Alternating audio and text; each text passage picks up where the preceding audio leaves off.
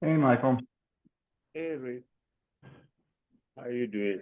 Good. Good.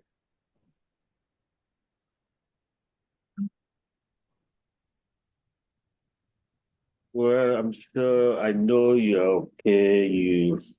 You have all this covered because I know we discussed a lot of these things way before. I had an email from some travel somebody about your project, so you know exactly why all these roof things are here. So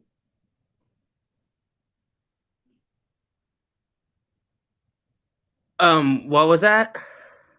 I'm not talking to you, sir. I was talking. Sorry.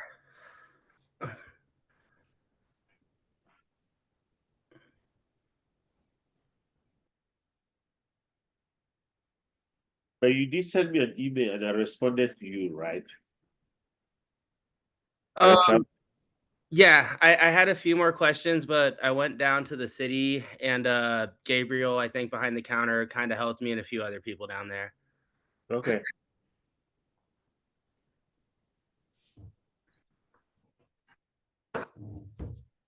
Michael, you've already started recording? Yes, everything is being recorded. Okay. All right. For all of our guests here, we're just waiting for enough board members to join so we can have a Yeah, quorum. let me figure out what is going on here. I have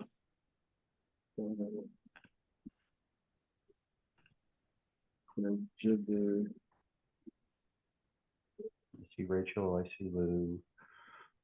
Me. Bobby,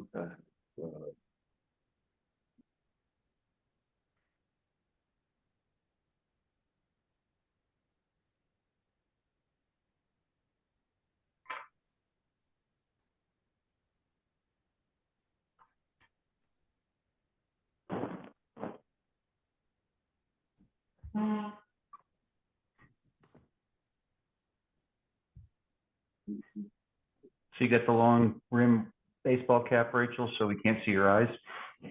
Yep. Don't want to see those today. No, my hair is really special today, so we're gonna hide it. Oh, you're gonna hide it? Yeah. We're gonna hide it. Okay. Okay. Got it. We already know you anyway. That's good.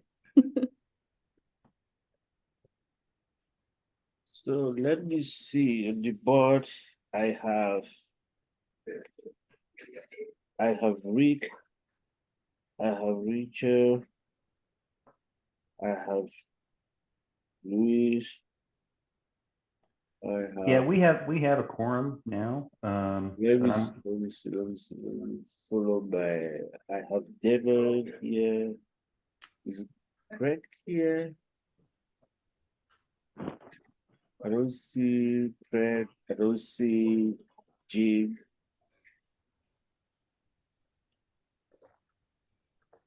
1, 2, 3, 4. Yeah, you do have a quorum, so we're missing two. I'm, you know, uh, Greg and Jim may very well, Jim may join right this Oh, very Jim. Jim is right here. right. All right, we'll let him get connected. And then we'll go ahead and call to order as soon as, hey, Jim, are you So we're just missing one person. have to ask a question? I'm sorry. I said, you have a quorum, Mr. Chair. It's only you lacking one person, Mm-hmm. but it should be fine. Sean is here.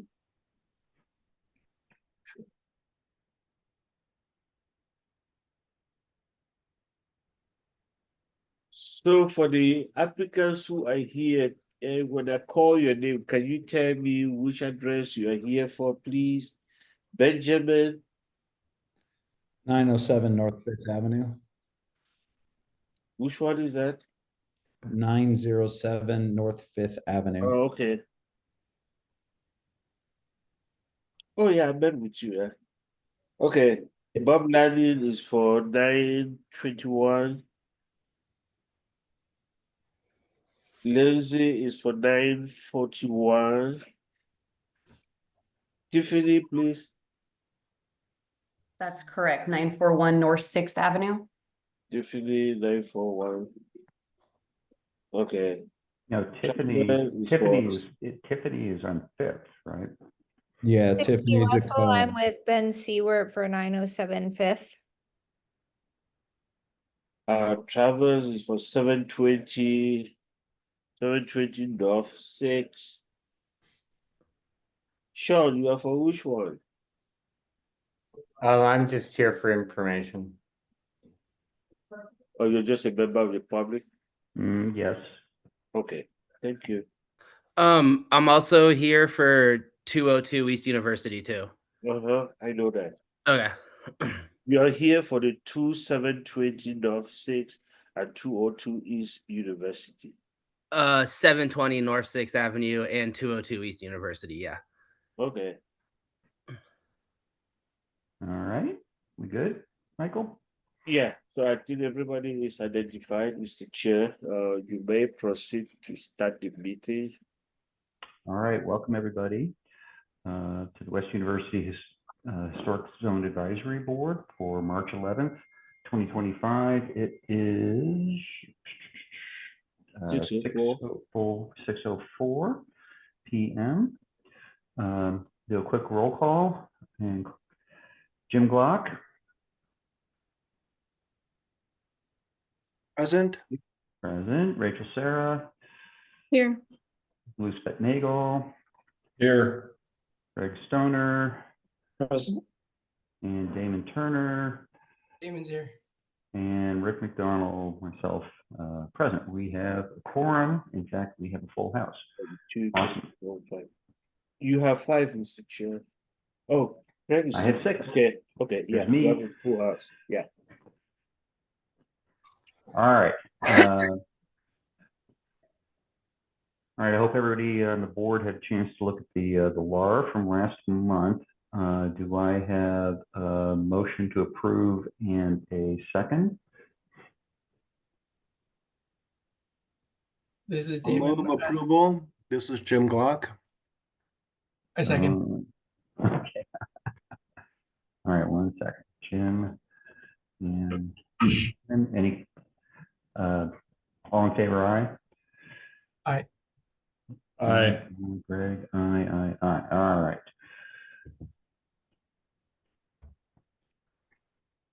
The law is approved, 6-0. Michael, did we have any call to the audience? No, Mr. Chair. Okay, no call to the audience. All right, that quickly brings us to the meat of the meeting. Item 4 on the agenda, and we're going to start.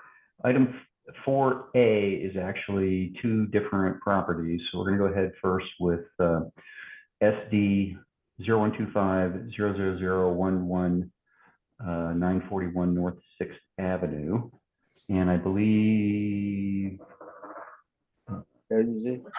that is Lindsay. Are you Yes. briefing for that? Okay, over to you. So, Mr. Chair, before I make Lindsay let me just give members of the board exactly what happened here. As you will see, all these items here on 4A are typically minor reviews. So on 941, I was out there with the chair to review 941 North 6th Avenue for a roof replacement. The material that was being proposed to be used, the chair did not feel comfortable approving that material and felt that the whole board needed to take a look at it. The advice to the applicant on the field was to come to the board with number 1, what was being proposed, and number 2, with alternatives, which I think that's what they are here to show you today. Now, secondly, the 720 North 6, which you see they have 2 projects. For some reason, they have 2 permitting addresses. two numbers, and also 202 East University. This happens to be one parcel with different addresses.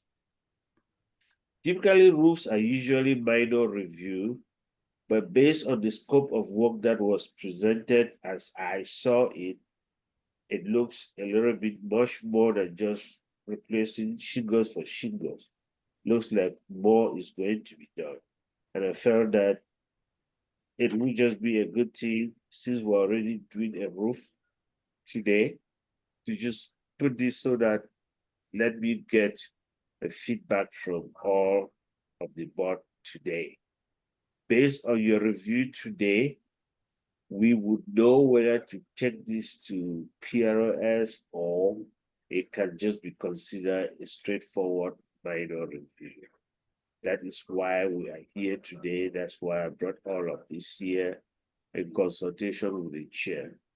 I just want to bring this to the attention of the board. Unless, Mr. Chair, unless you have something else to add to it. If not, I'm going to make, Lindsay, are you the one going to present for this?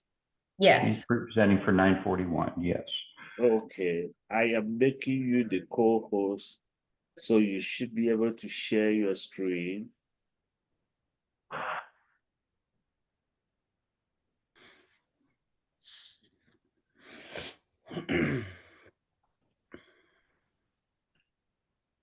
I'm really sorry. This is the first time. Am I sharing it? Do you guys see it? Yes, yes, you are. Okay. So do you want me to present the first material, the DECRA? So I think the best thing to do is I want you to first of all probably show what is existing on the roof, discuss the material that is existing on the roof right now, and then you discuss the material that you presented to myself and the chair as being your option A to replace wood. And then secondly, you show the board what alternative you have. Okay. So our original packet.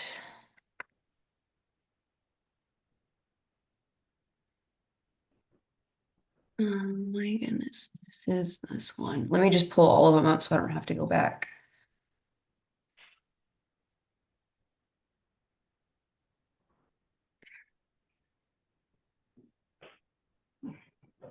Okay, so this is the, let me get to, this is the original roof. Or this is the current roof. So Lindsay, I'm going to tell you right now, you're displaying your file list, not specific pictures or anything. So what you should do, so when you chose to share your screen, you probably picked a specific application instead of just sharing your whole screen. So you need to stop sharing and then share again and either pick the application you want to share or share the whole screen. How Does that about make- now? Yep. Yep, there you go, perfect. Okay, so this is the current roofing system. It's a discontinued asbestos tile. Underneath the tile was originally a wood shake, and they went over the wood shake with this asbestos tile. So along with the roof replacement, there will be an abatement team that will take off the roof, take off the wood shake. Then we will do a redeck. We're not changing anything structurally, but we will lay sheathing or plywood, if you will, over the space decking and then install the material. So this is the current roof, and the first choice, which is what's at question right now, is this DECRA metal tile, which looks like this. And I guess the gentleman that was out on the day, because I apologize, I was not out there, stated they wanted something that was a little more close to the wood shake. Do you want me to move forward to the other two options that we're proposing, or do you want me to go Lindsay, through do these you mind doing me a quick favor? I was the gentleman that was out there. And just, do you have a quick picture you can show of the street view of the house? Of course.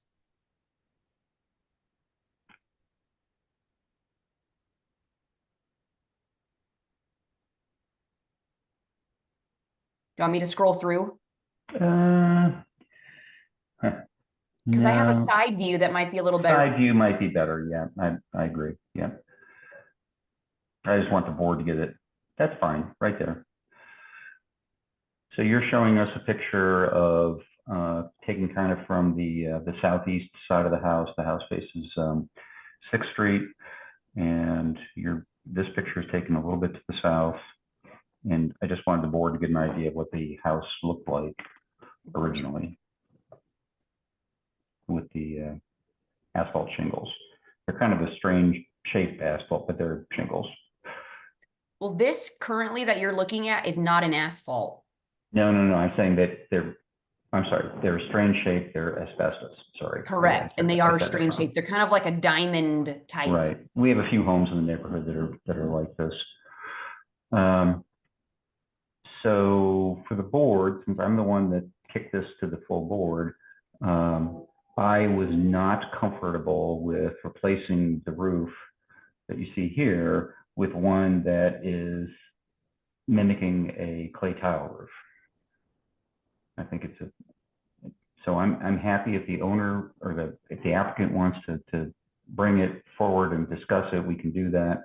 I think it's probably efficient, Lindsay, if you don't mind, now that we kind of see that, maybe look at the other two options that I know you have. Yep. And we can And come back and have a discussion. of course. And the homeowner is good with anything that you guys decide. He just wants to move forward. So he would rather not, drag it on to be dead set on this one, just so y'all know. Let me make sure so that's his third option. This would be his second choice. It's also a DECRA, so it is a metal roofing system. But it would look like this, so it would mimic more of the wood shake look. I've got another picture here. This would be the color and style.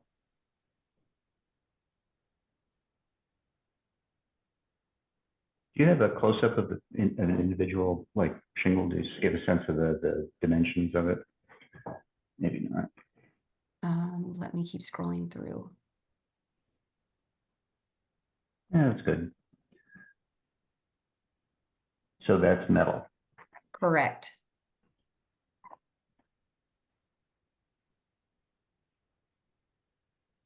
Okay. Would you like me to move on to the third? Yeah, let's look at the third. Okay. If So the board members have this is- questions, take them back. Yeah, this is the asphalt shingle, so it will come, let me see, yeah. So this is the larger, and I think I might have, Yeah, that's good. let me go back to it for you. Can we see the first option again? Or the first choice?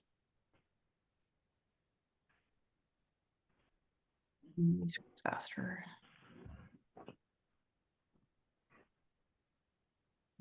The reason why he went with this one is because he was trying to semi-mimic what's on there now. And it was a little difficult. And he wants that red color, or that was just what? He really likes the red color, but Okay. again, if it is that the city wants to go towards the wood shake look, he's fine with the other two options. But yes, he liked the red. And do we have an up-close detail of this shingle as well? I believe so. No, I looked at one and it's designed to kind of mimic a clay tile. It is in a square. I'm sorry, I thought I did have a close-up one. But I mean, each piece here is a separate piece. Yeah, like a clay tile. Correct. And it has that dimensionality of a clay tile. You can kind of see the waviness of it there. I mean, I think that would look sort of weird on that style of house. That's kind of why I wanted to not approve it without the board looking at it.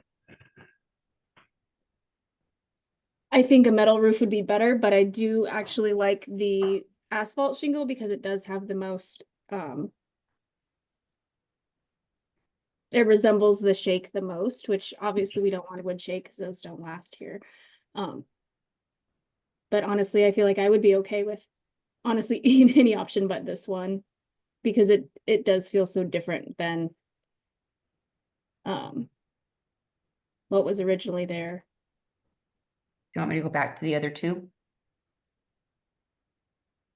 If anyone else needs to see them, I'm Yeah, I guess, I mean, we've kind of, to the rest of the board, I mean, thoughts? Richard, are you suggesting that you'll be okay with either option 2 or option 3? correct. Yes, that's what she's saying. I mean, If he got the option, he wanted to go with this one, the metal Decra, but he would be happy with either one. I mean, a metal roof is going to last longer period. So from an architecture standpoint, that's what I would go with if it was my client. But I like the look of the asphalt shingle one best because I think it looks most like the wood shake. But I think that either one of the options would be a good option.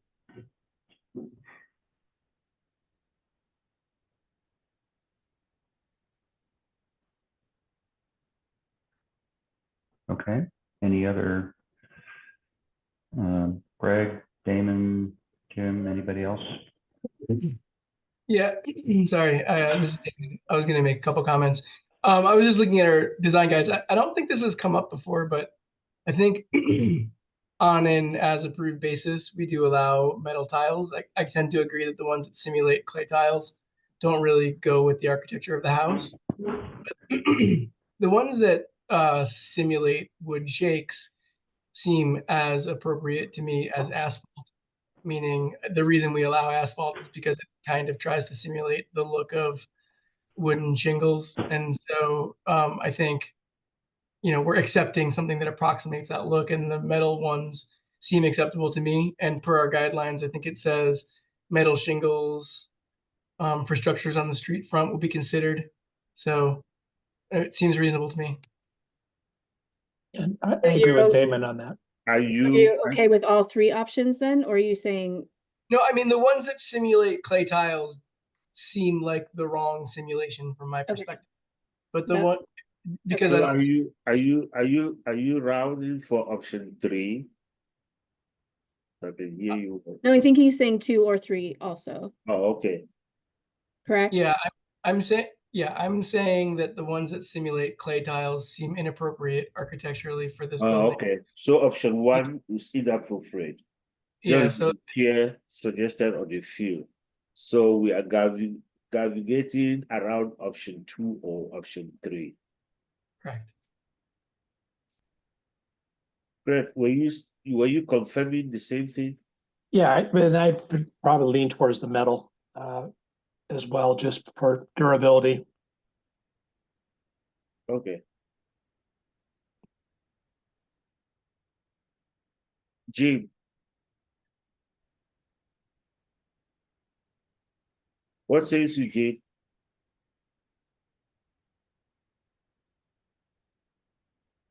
Is Jim on? I'm open to either option. I think I'm leaning towards the asphalt shingle just because that's what most people are using for replacement of roofs like this. This might be one of our first metal tile applications in the neighborhood. So I'm actually kind of excited. They do look appropriate for our condition. But I can't believe that the asphalt's more economical. But then again, I'll kind of defer to our architects on the board with respect to longevity and stuff, because from an aesthetic perspective, they look the same to me. So I'm good either way. I think the metal, if I remember correctly from the metal shingle or the metal tile, it's the same basic thing, and I'm pretty sure their longevity is greater than that of asphalt. Yes, it is. Yeah. 40 to Yeah. 70 years on a tile or on metal tile. And I believe it's 30 to 40 on a asphalt. I think the manufacturer offers the 30, and that's probably pretty accurate for the asphalt. Yeah. Yeah. So based on what I am hearing here, the board is opting, it can either be option 2 or option 3. Yes. Okay. So do we need a vote on this or what do we, because this is. Yeah, like- the board is, yeah, we would need a motion from you because you see on the agenda, you need to take action. And we but can say that it doesn't need to go to PRS, it could just be a minor review. Yeah, Okay, okay, that way, I'll just need Lindsay to send me more detailed information on the 2 options. So that when the director will normally approve for the 2 options. But I'm going to need more information on the 2 options so that we'll be able to describe it to fit what it is. So, but we'll need a motion, please. okay. This is Rachel Sarah. I motion to approve either option 2 or 3 of the roof choices. I'm sorry, I don't remember what the address was. That's okay. 9-4. We Do I got need to- that. I got it. Okay, so do I need to say it again? Yeah, Reed got it, so. I got it. And we're okay with this proceeding as a minor review. Thank you. You need I have a somebody- motion. Do I have a second? Second, this is Lou. I second the All right, motion. thank you, Lou. Hold on. Remember, I gotta keep up with the writing here. All right, we have a motion, we have a second. Any discussion? Hearing none. All in favor, aye. Jim Aye. Glock, Okay, wait a minute. Greg, did you say aye? Yes. And Jim? Jim Glock, aye. Okay, all right. Just want to make sure I got everybody. Okay, motion carries 6-0. So, Lindsay, what that means, well, so if Michael, if we agree that it does not need to go to PRS, then that's the end of that. It's not going to go to PRS, correct? That is correct, Mr. Chair. I Okay. will just generate an approval letter. And then the director will sign and then we'll send it to you, Lindsay. Okay, Lindsay, so what that means is that you and your client can pick either 2 or 3. Okay. And then once we get the letter, we're good to go to get started. You're- Okay. No, once you get the letter, you still have to submit to the building code. Through the original, because now we're dealing with an SD number. So once you Yeah. get the letter, you then submit under the TC-RES number. And then they will. See, Lindsay, you may not have done the permit application, but this step, once you get the letter, that where you are right now in the permit process is that the city is now waiting on that approval letter. Once you get it, you go back into the same system that the permit was opened on and put in the permit or put in the decision letter, and then you should be good to go shortly after that. Okay. So Okay. you need to provide to me, I did look at this closely, maybe the information is there. I'll need to know the name of from the brochure, I need to know the manufacturer of the shingles you are going to use. So we're going to call that out in the approval letter. Once you get it, you will upload it on the TC-RES-1024-06237. That is a building code number. Just for other applicants, just remember the historic review is part of the permitting process. So once you finish with historic review, then you go back to permitting. So you will do that once you get the approval letter. Okay. And if you are in any problem, please feel free, I'm your contact person, feel free to reach out to me. So what you want to do is send to Michael tomorrow morning or tonight the specification that the nomenclature for tiles or options 2 and 3, what, you know, the brand and model and all that stuff. Even though you might think your client wants to two, just send them both in. So the letter gives you the freedom to do whatever you want. But just get that data because Michael needs to put that in the letter that he puts forward to the director. Okay? Okay, will do. Okay, thank you. Thank you. Okay. All right, now, so we're going to move on now to the roof for the Rincon Apartments. There's two addresses. As we all Actually, know. 3.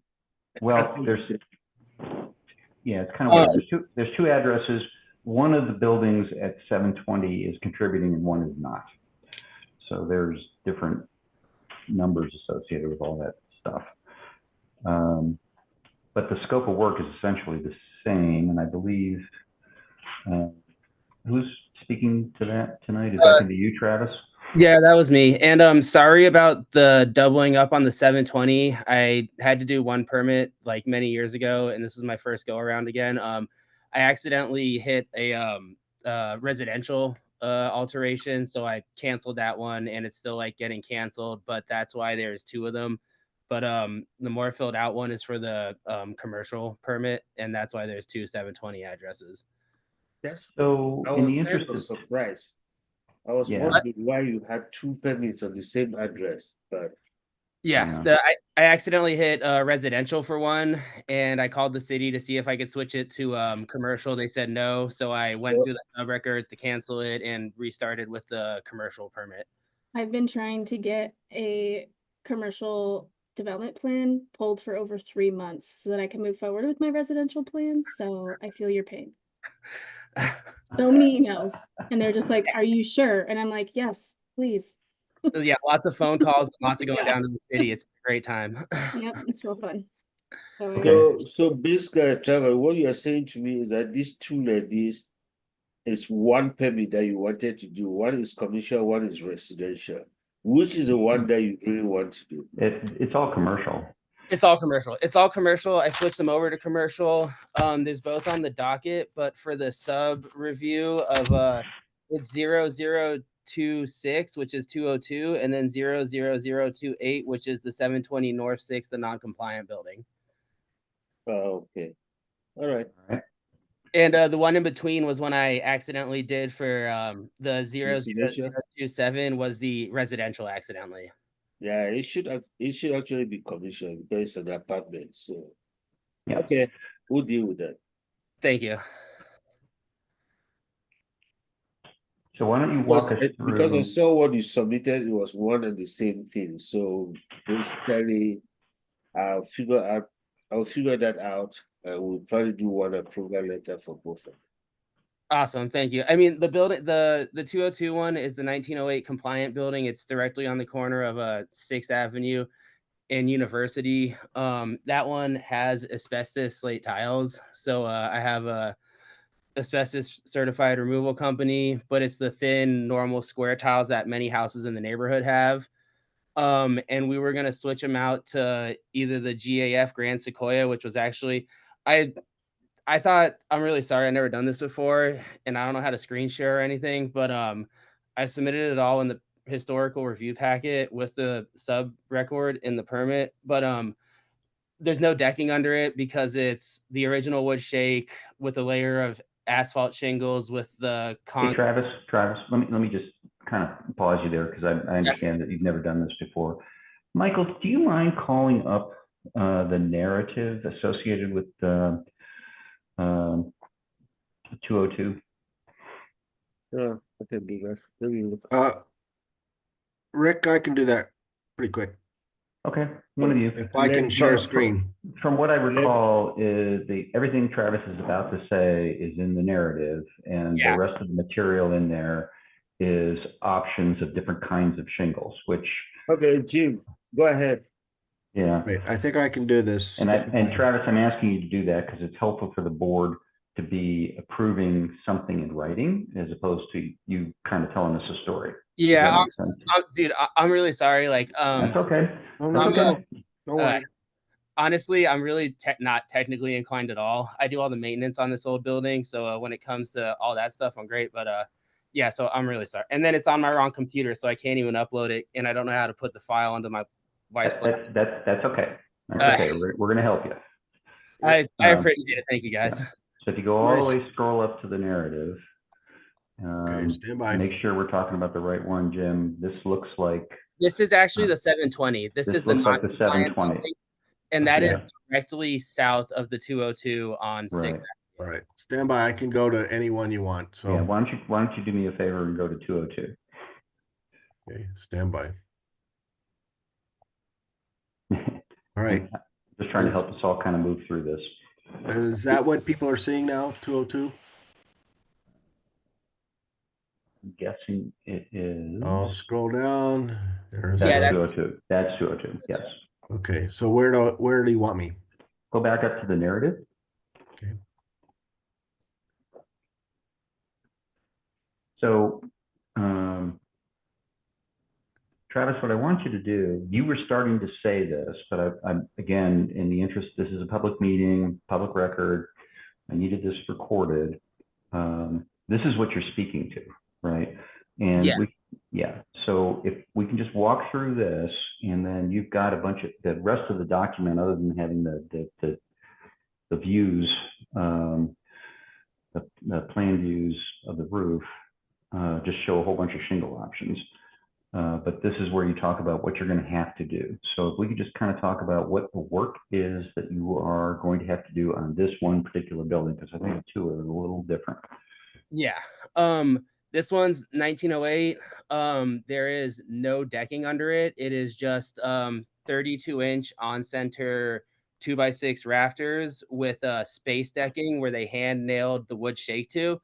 The wood shake is still the original layer, followed by a layer of red asphalt shingles, which was laid, which on top of that was laid the concrete asbestos tiles, which are up there right now.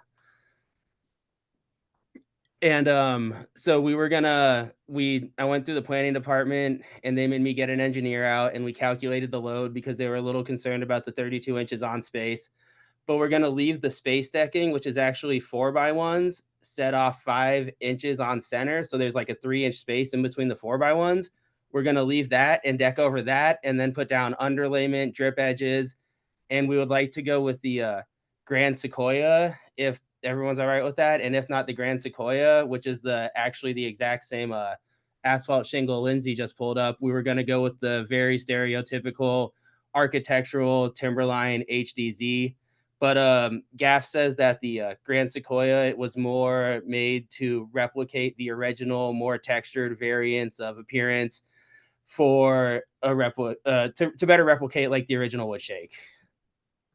And honestly, my house burned down last October, 4 days before me and my wife's wedding. So I've been dealing with that stuff and this, and I didn't know if I needed to do like one color. So this is a family business, me and my mom. So we just put everything, every color we're okay with, to be told, you guys can tell us what color not to use. I just didn't want to supply one and then have to go through the whole thing. So we're fine with any of them. We just didn't want to like have to redo everything. If I was like, hey, we want a Adobe Sunset, and then everyone's like, no, resubmit with a Cedar Falls or something, you know. So we're okay with any of these, and yeah, that's kind of the scope of work for that one. It's pretty intense, and it's going to be pretty much a whole new re-roof, but at the end it's going to look a lot more original and closer to its original wood shake roof than the asbestos thin concrete tiles that are in there. So you're going to tear the roof down to you're going to get rid of the old layers that are underneath there. You're going to leave the roof rafters on 32-inch on center spacing, and you're going to have the roof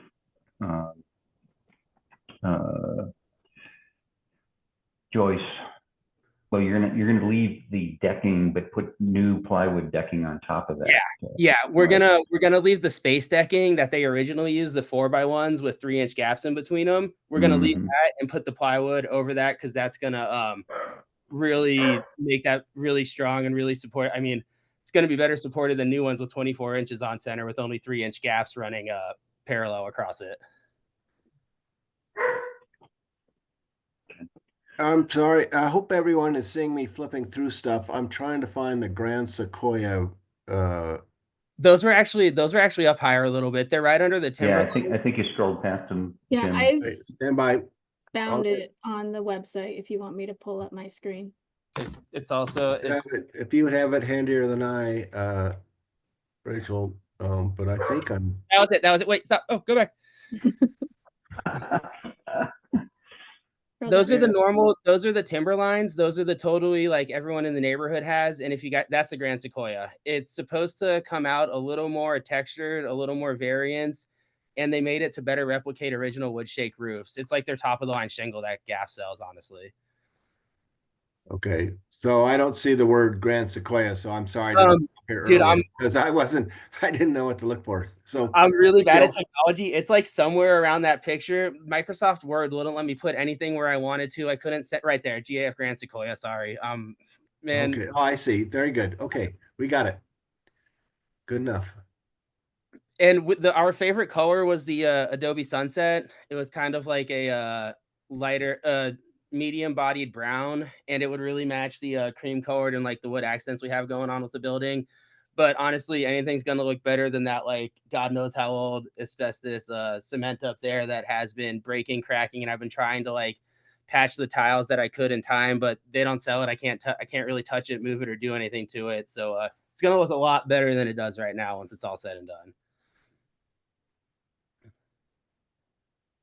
All right, so I think Michael had us bring this one, Travis bring this one forward for a full review because it's a pretty significant scope of work. Taking all the old stuff off and redecking and whatnot. So from a scope dollar value point of view, it kind of sort of makes it trips the city's threshold for what a minor review can be allowed to do. But at the end of the day, I believe, Travis, you're saying that you're going to fix all that stuff underneath.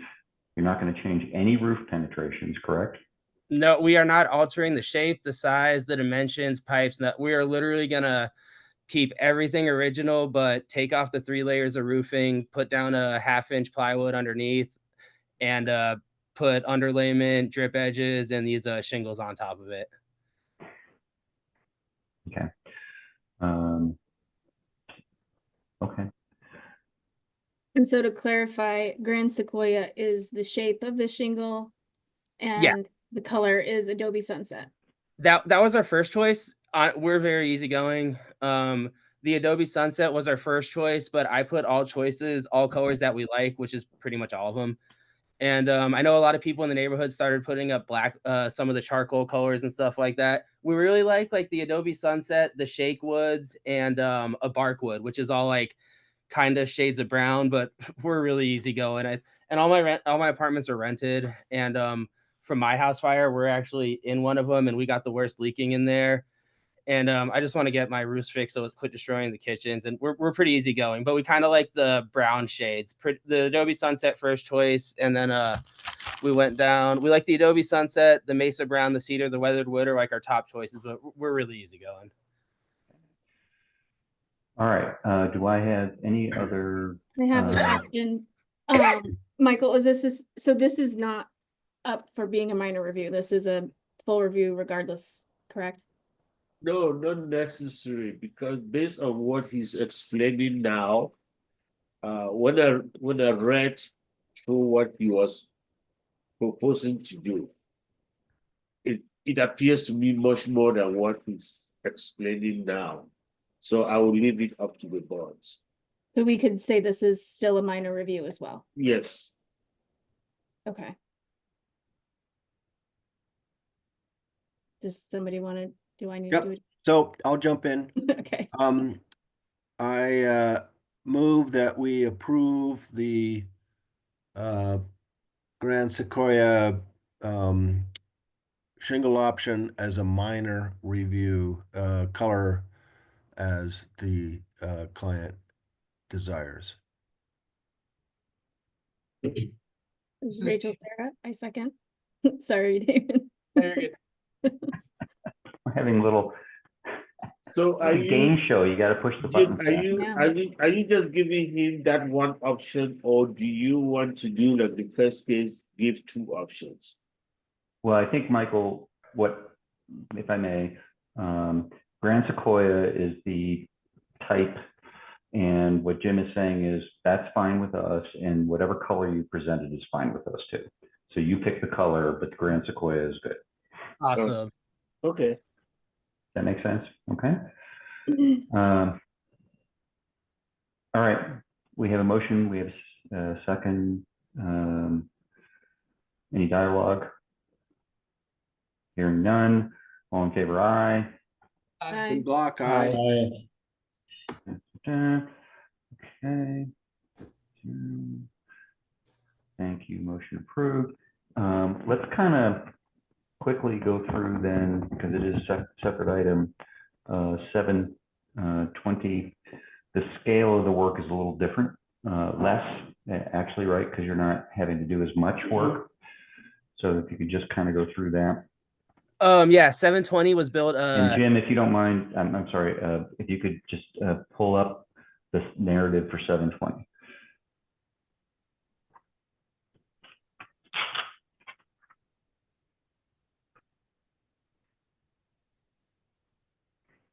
There you go. Thank you. Yeah, 720 was built 1984, I believe. My parents purchased it 88.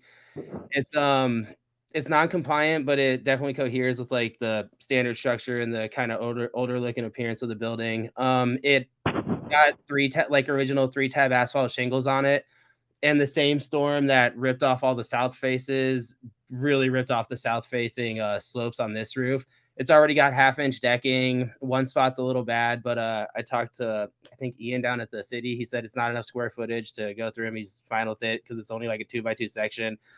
And we're just gonna rip off the old 3 tabs and the underlayment, put on underlayment, and match the shingles to the 202 building because they're about 5 feet apart from each other. And yeah, that's the scope of work on that one. A lot easier. And yeah, just so we're choosing between the Grand Sequoia or the Timberline. We're pretty easy with either one. I would prefer the Grand Sequoia because it's a pretty beastly shingle. Its gauge thickness is a lot thicker than the Timberlines, and just want to have the roof looks a lot better. This one also it's pretty hard to see because it's a pretty tall 3-story building, so you can't really see the roof from anywhere. But we're still gonna match it to the 202 building. Okay. So I could, for everybody, I kind of feel like, and I know we all know these apartments, and even though the 202 is contributing and the 720 is non-contributing, and sometimes we like to differentiate from one another, might be better if the shingles are the same. I've painted them all the same like color schemes. I use like the same door paint, the same like trim paint, the same wall paint. Me and my mom are a family business. We don't have any investors or anything. She does all the paperwork. I do all the renovations, all the maintenance myself. And just to like keep costs and keep everything efficient and like historic, I try to kind of use the same stuff so I don't have like 30 different paints in my shop. And it's easier for material. It's easier for it's a little more efficient in the long run. And it's the building kind of has the older look on the I put pictures of the street views. You can kind of see it kind of has like the built-in framing for the windows facing 6th Avenue and everything, but it's definitely apparent that it's not actually like a historic building. I think that's probably enough differentiation that this is my opinion for the board to consider. Well, I think too, generally that's, I think, like if you're putting an addition on, you want sort of that separation of knowing what's new and old. I don't know that since they're not really attached, I don't think it matters if they have the same coloring and all that. Yeah. Okay.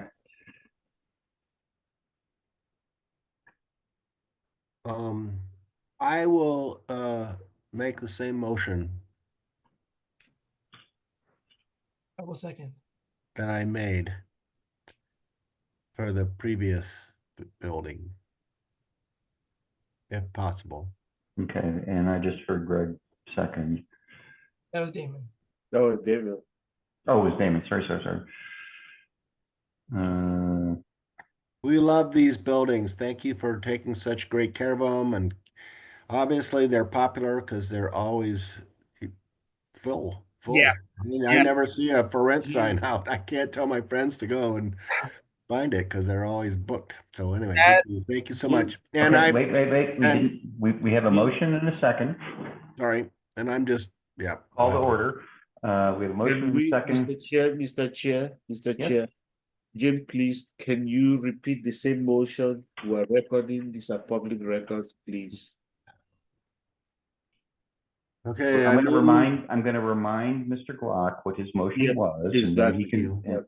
Mr. Glock on the 202 address said he motioned to approve the Grand Sequoia as a minor review in whatever color the client chooses, and then Rachel second. Okay. That's fine. Mr. Ready Taku, to- that is my motion, and I believe we have a second, but I won't speak for myself. Damon second. So Damon second. And I don't think we have any other discussion except to say Travis is doing a good job on his property. So given that, all in favor, aye. Aye. Aye. Jim Glock. Rachel, you said aye, yes? Yes. Okay. Motion is approved 6-0. Okay. All right. Thank you guys. I appreciate it. All right, Travis, good luck. Thank you. All right, that brings us to item 4B on the agenda.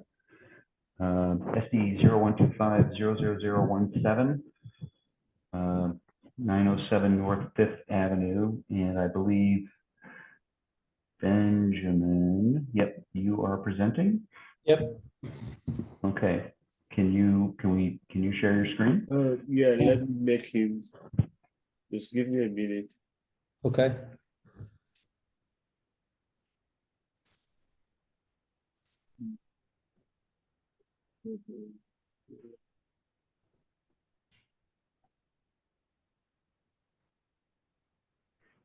It should be good to go.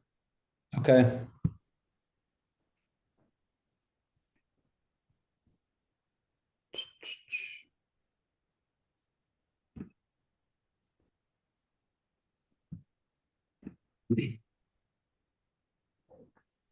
All right, so it's showing up. Yes. Okay. So should I just begin? Mhm. Okay. Go ahead. Thank you.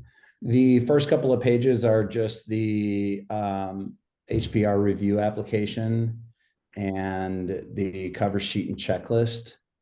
And the missing third page is actually for the zoning comments, which weren't yet available by the time I was asked to submit this package for this review.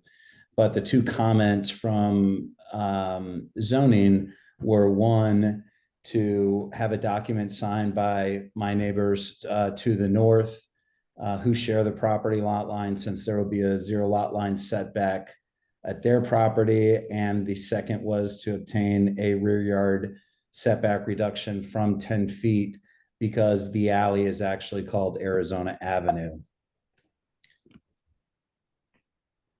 In So, fact, sorry. you don't actually need that. You don't need that signature because the historic review process has the ability to waive setbacks.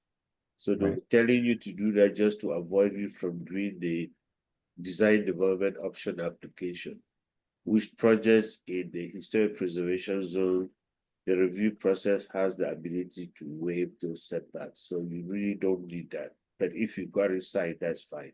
Yes, sir, I did obtain it. Is it attached to my reply submittal? Okay. So on this page here, it's a site aerial showing the subject property, 907 Fifth Avenue, kind of highlighted in pink there. Sorry.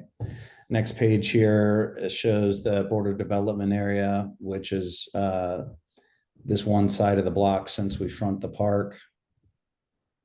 And then I've got elevations from each direction of the property. This is an east view facing Fifth Avenue. This is a west view facing Arizona Avenue. This is the north property view. And this is the south property view.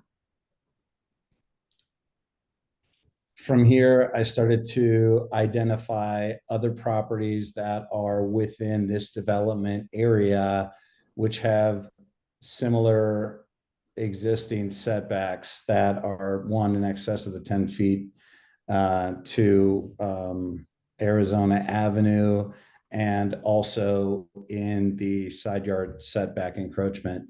So this is 903 North Fifth Avenue, my neighbor to the south.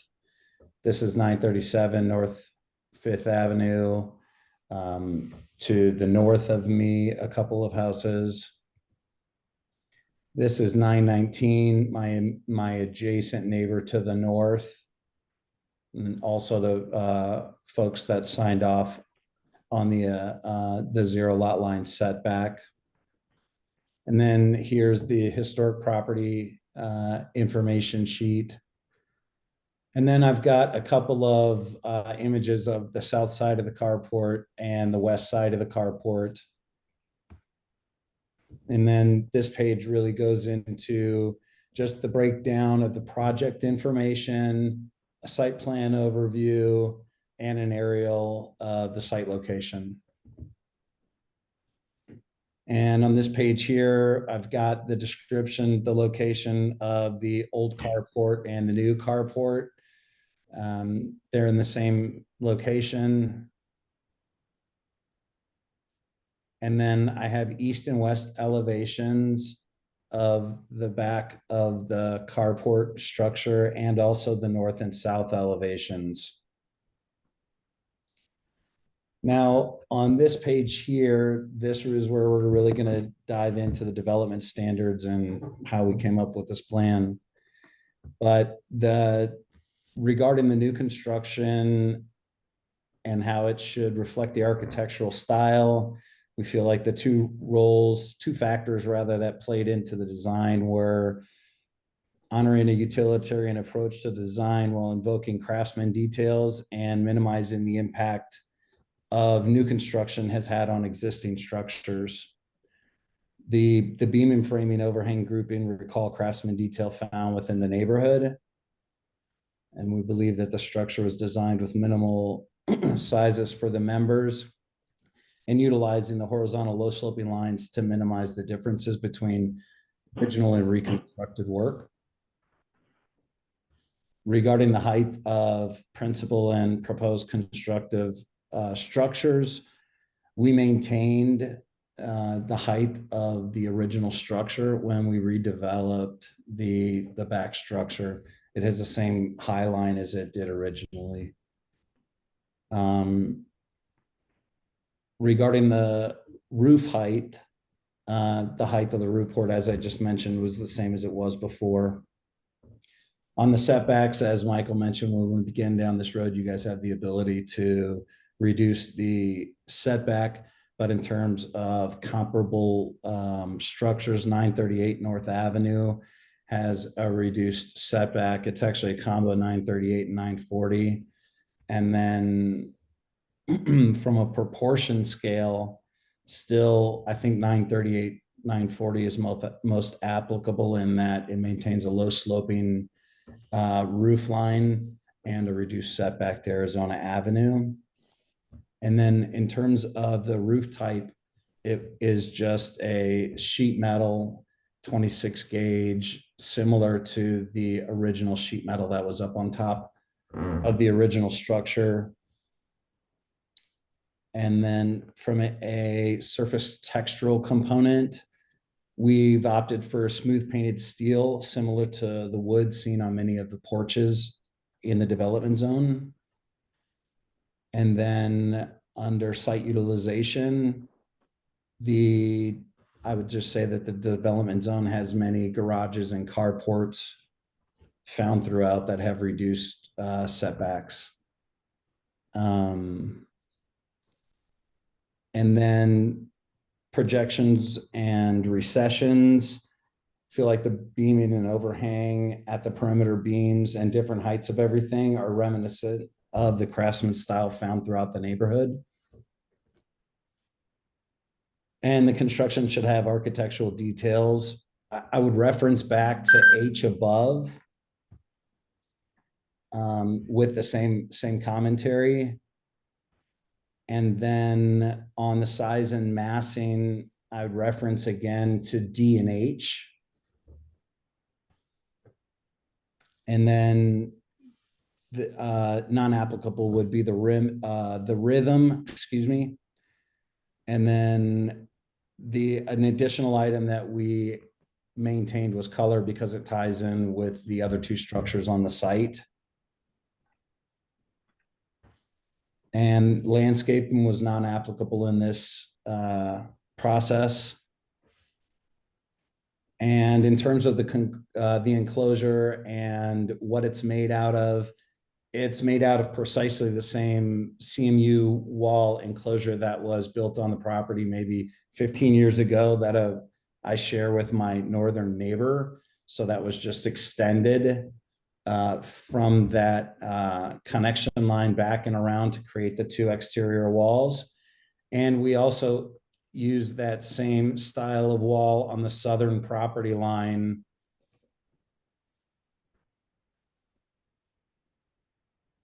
And in terms of motor vehicles, the parking is allocated for on-site and the carport is enclosed behind a garage door, similar to many other ones in the development zone. I'll briefly run over these to just say that everything that was removed was reused. And by that, I mean, these two properties, myself and the one to the south, were constructed by the same investor in 1908. And all of the tin that you can see in this photo was saved and picked up by Andy, my neighbor to the south. And all of the wood that used to hold the cars in was used to rebuild a fence on the southern property line. Just my confirmation notice of demolition. I don't know that we need to get into a letter from my neighbor, you know, to the. No, I'd rather not. Thank you. I appreciate that. Let's see. Hey, Ben, Yes. this agenda talks about a code enforcement case. Yes. Can you explain to the board what the case is about? What you're trying to do here? Yes, I can. Apparently in 21, the previous owner of this building pulled out a permit to install an HVAC system, and they installed it, but they never finalized the inspection. The neighbor to the south had a first right of refusal on our property when we entered into contract, and he wouldn't release that first right of refusal unless we moved the HVAC condensers before closing. We had that done. He signed off on the first right of refusal. We bought the home. So that is one of the items that's mentioned on this violation, because it was noticed by the enforcement officer, who also noticed there wasn't a site plan that showed the southern wall on it, and that the back carport had been reconstructed, including the CMU wall. And those are the items listed on the case number CE-VIO 0824-03393.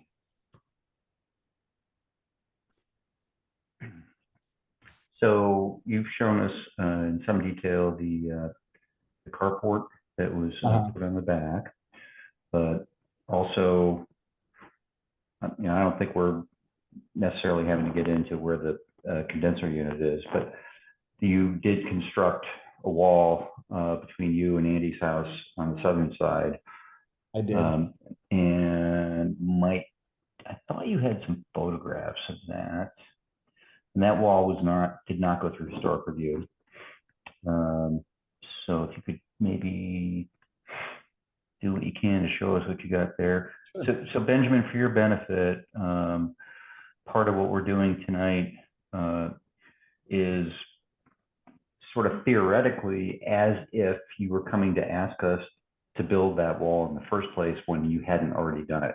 Does that make sense? I So- understood 100%. Okay, good. So if you can just kind of walk us through what you did on the southern side. Could, I sure can. could Go I ahead, comment Jim. on that briefly?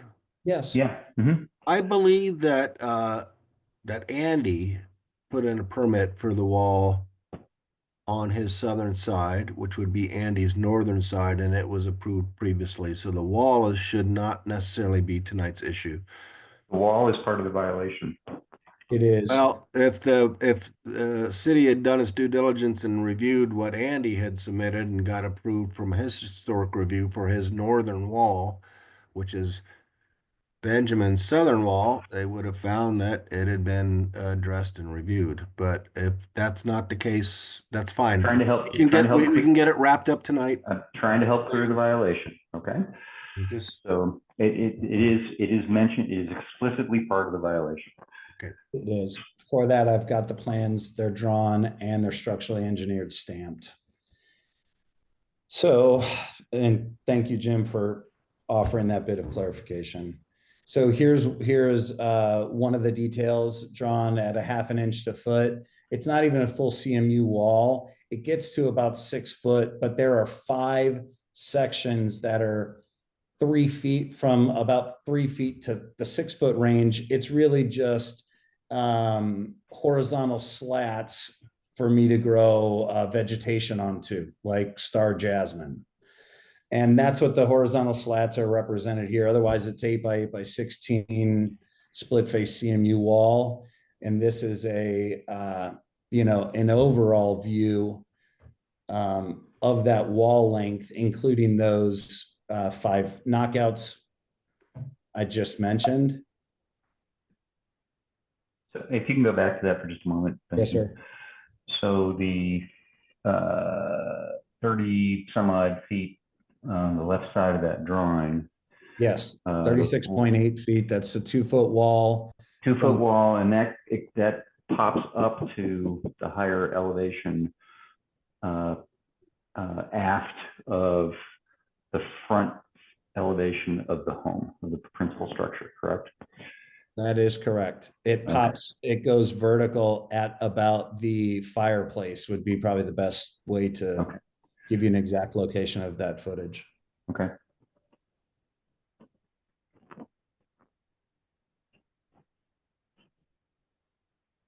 All right. So just real quick, zoning probably is not going to allow you to have a fence over 6 feet tall, and it says 6 foot 1.5 inches. Have they said anything? After it goes above 6 feet, it has to be at least 50% transparent. And I just don't want you to go through all this work and then have it not, or is it already built? It's already built. Okay, never mind. Then just erase that 1.5 inches. Okay. Yeah. That's again, Rachel, that's why I brought up that this is part of the violation. The inspector went out to the home for other reasons and looked over and said, well, this wall was never here. And so that got added to the violation. Because you're allowed to go up to 10 feet, but after 6 feet, it has to be at least 50% transparent. Right. So like a wrought iron, something like that. So you might be able to make a case for it if they made an issue. If they haven't brought it up and they don't bring it up, erase that on your dimensions, and then it won't. Yeah. I will do that. I will say that it is greater than 50% exposed because of the horizontal lattice, but I will just avoid someone getting. Let's not get into having to do the math on the 50%. Yeah, it would be easier for them to just not even see that. Believe me. Okay. Their hang up was that it had not been permitted in the first place. So, correct. Yeah, then the next person looks at it and then they'll see that and then it will start all over again. So, all right, sorry. Damon, yes. I think we're supposed to be reviewing this as if it's not been constructed. And so I'm trying to look at the plans from the perspective of had it not been done, recognizing that you did do some work. I think what we would have taken exception to was the unstuccoed CMU on both the wall and the structure. That's what I was going to bring that up. Yes. Yeah, and I think you said it's split face. I haven't I didn't see that in the pictures, or maybe it's only on one side, but It is. I see. So, Because I'm sorry to interrupt, the existing wall on the northern lot line was set up, it was built with a single-sided split face block facing the southern direction.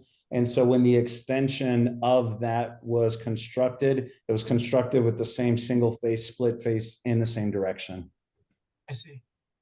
Yeah, so on both the carport structure and the fence, I think we may have taken exception to the exposed CMU. The design guidelines tend to drive people to stucco over CMU block when used as masonry. Other than that, I mean, I don't take any exception to the general design or anything like that, but I think the CMU is maybe worth discussing. So I will throw out, because actually it's kind of, I'm on the same page as Damon. If it were stuccoed, it would be easier. It has a texture, the split face, and it's also, if I remember correctly, colored. It's not white, regular CMU you buy from Home Depot. It's a reddish color. Is that correct? That is correct. So I think I agree with Damon. We would have had a hard time with this. And I appreciate that you were copying what was already there. So so now the question is to the board, do we say by exception because the existing wall on the north side was that way, we were mimicking it, and given that it does have, you know, features that are not just plain CMU, is it a case-by-case exception kind of thing or not? I mean, what do you all feel about that? So I want to be careful. We don't want CMU, unstuccoed CMU walls appearing throughout the neighborhood. Got it. So if I might offer, again, the north wall that he mimicked on the south side with respect to the CMU facing has been there for quite some time. Whether it went through historic review or not at the time, we can leave behind us. But I guess two observations. One is it is colored. You wouldn't know at first that it wasn't, you know, kind of a monolithic kind of wall. Secondly, I mean, the color is, you know, very compatible with the home adjacent to it. And I just, I think that it actually being stuccoed would, I mean, I think I like what is proposed, let me call it proposed, over stucco just because of its differentiation. And then finally, it is not something that is easily seen from the streetscape where on Fifth Avenue where you're looking back on it. In fact, you know, where your eye is drawn to is the beautiful home and not the wall. And what portions of the wall your eye is drawn to is not the CMU, it's the paneling for the plants that Benjamin wants to grow there. So I just think that the wall looks great. So that's my 2 bits.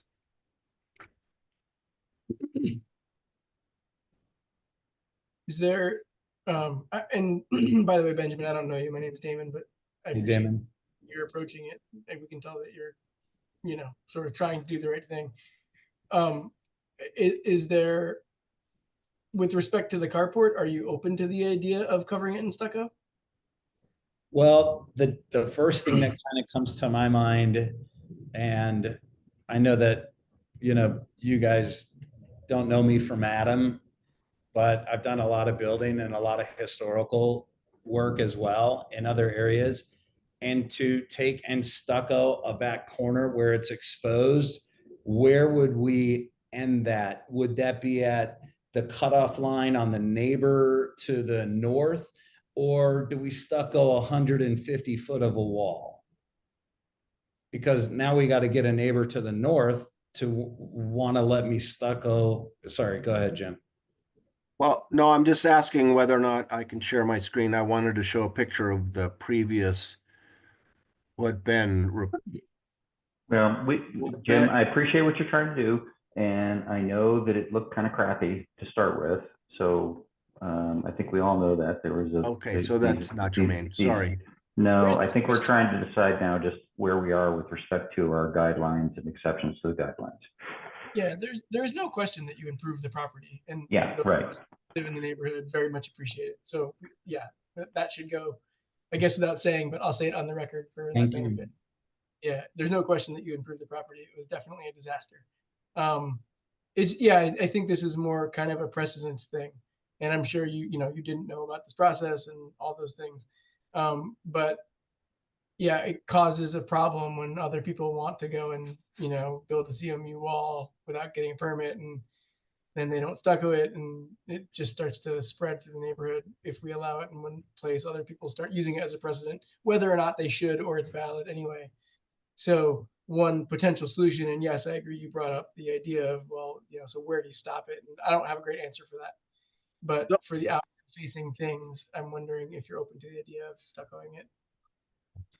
Yeah, if I had to be open to the idea, I would only advocate that you had me stucco the wall that faces Arizona Avenue, and then the portion of the northern wall that dives back until the neighbor has their gate that cuts across the driveway, so that there's a true delineation.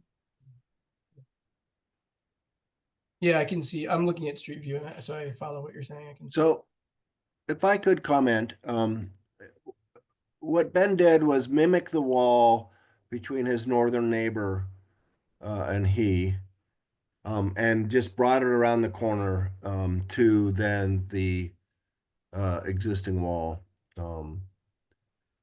that was CMU to begin with, and it's not stuccoed. So if again, we're looking at this as though it hadn't been constructed yet, I would entertain allowing the mimicry of the wall between him and his neighbor to be brought around the corner and matched to the wall along Arizona Avenue.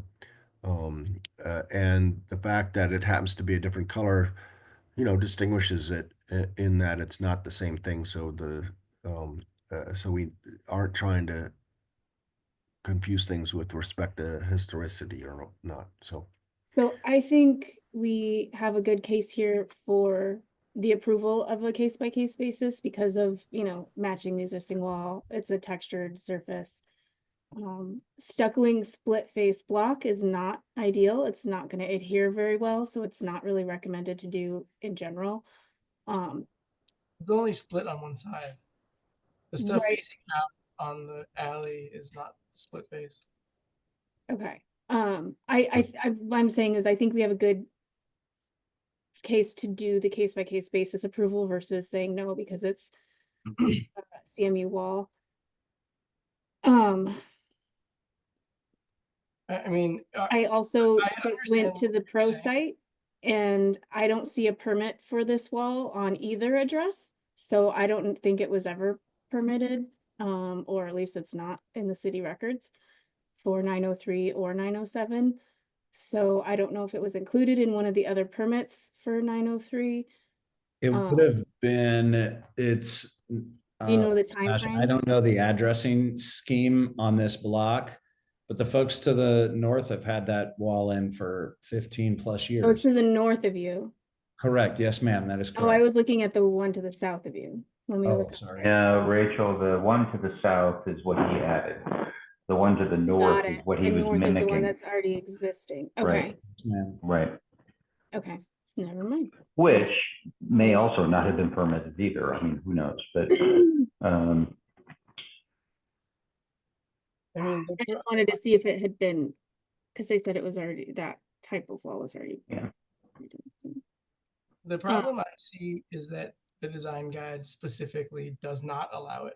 It's not like there are things within the design guidelines that give us some freedom to allow things on case-by-case basis, but specifically CMU is disallowed. There's a picture of it with a big no next to it.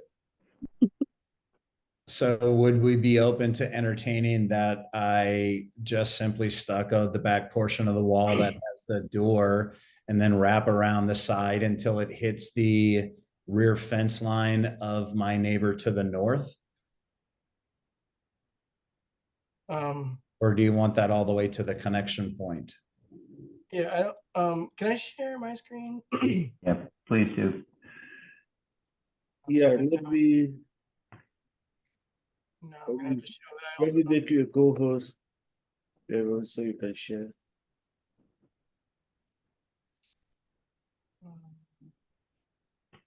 It should be good now.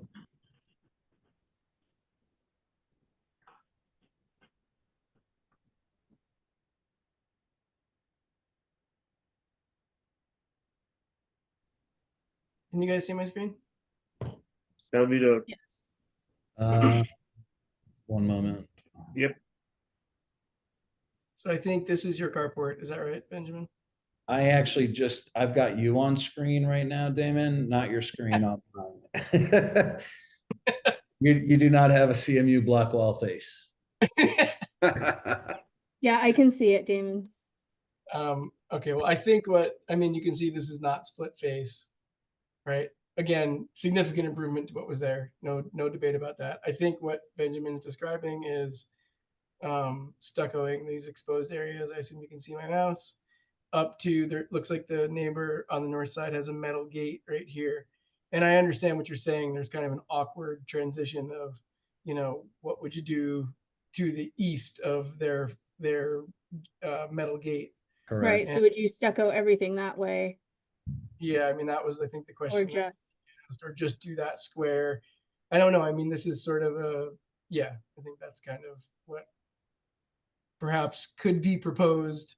I think, I don't know. I'd like to ignore it myself. The problem is, yeah, I get it, guys. So is there a way for us to ignore it? Well- I mean, I look out onto it every time I walk into the alley and it looks great. So, but and there's other unstuccoed block next to it to the south that, he shouldn't be obliged to have to stucco because it's already there. And yes, I know the design guidelines and I know it says no and a big no, but we have some jurisdiction, I would think, or some prerogative to consider our design guidelines as that guidelines. Yes, And exercise some of our professional judgment in cases that like this. So I'll leave it at that. And I think the color and the texture and the fact that it's matching something on the site gives us a little bit of substance to saying we're allowing this case. Yeah, I think. I know, I get what you're saying, Damon. It's a slippery slope. I have to respectfully totally disagree. We're supposed to yeah. like it hasn't been done yet. And right. I get it. Benjamin's a very nice guy. He's trying to do the right thing. He also happens to be Jim's neighbor. I understand all that. But I mean, and I also happen to agree that design guidelines aren't the law, right? We're not supposed to apply them as if they're law. We're supposed to use our judgment. But without guidelines, we would just be, treating our friends the way we want to treat our friends and treating strangers differently.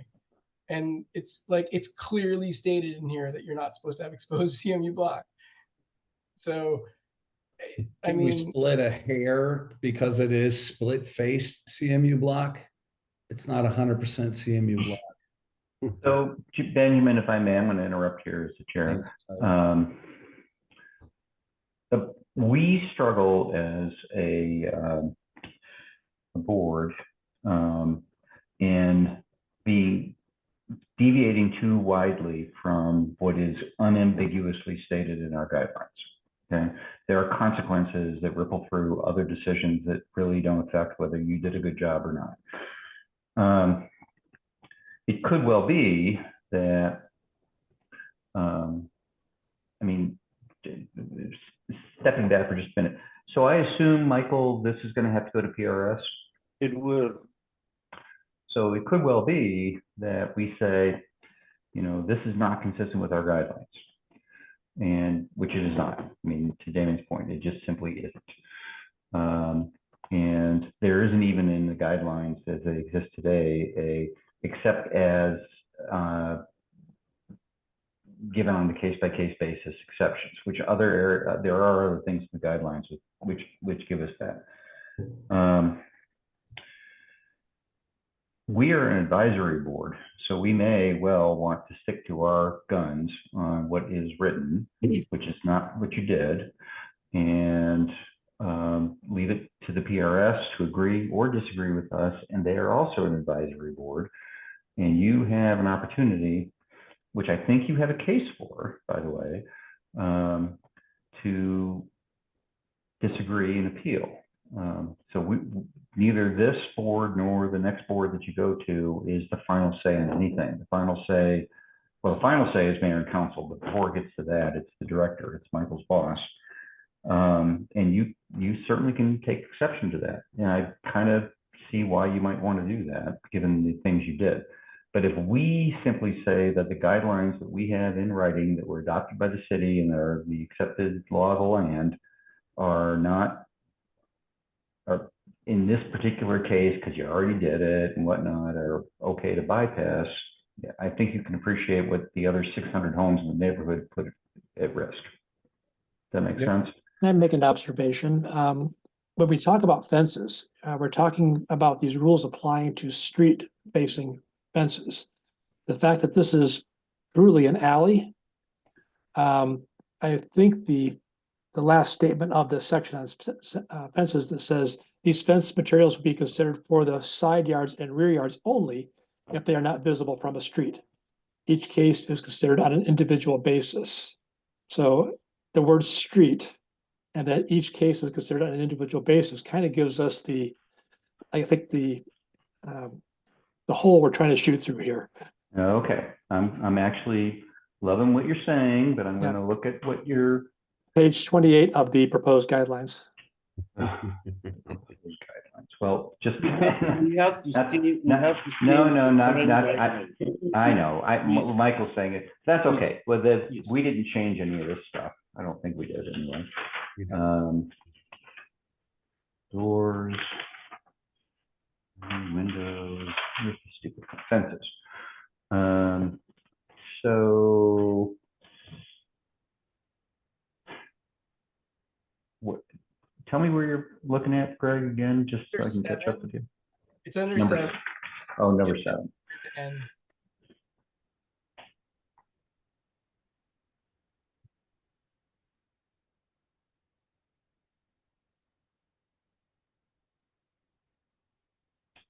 yeah.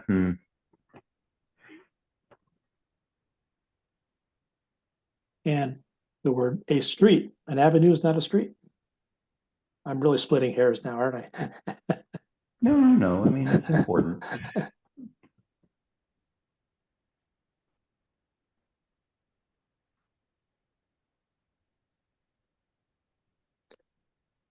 Like we may want to take that under advisement to clean that up a little bit and not just say from a street, because that's kind of vague.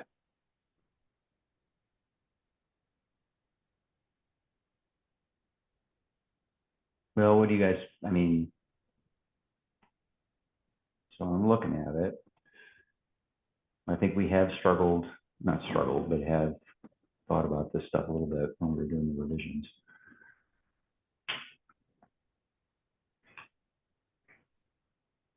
I will say I'm on Damon's side of the argument that we need to be very, very, very careful to not say these are our guidelines and then accept today.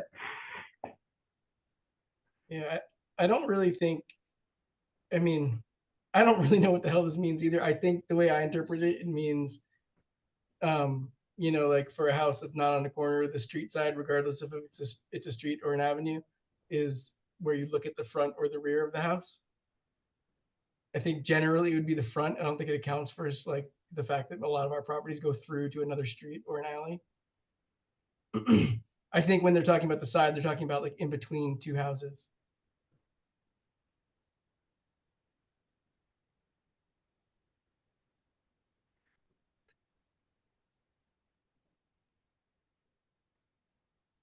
So I guess I still feel that if we were reviewing this as if it hadn't been done, I think we would have gotten into a discussion about the existing wall and the CMU block that's there.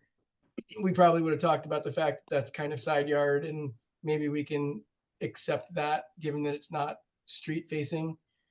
But for the stuff that is street facing, I think we would have argued for a stucco finish.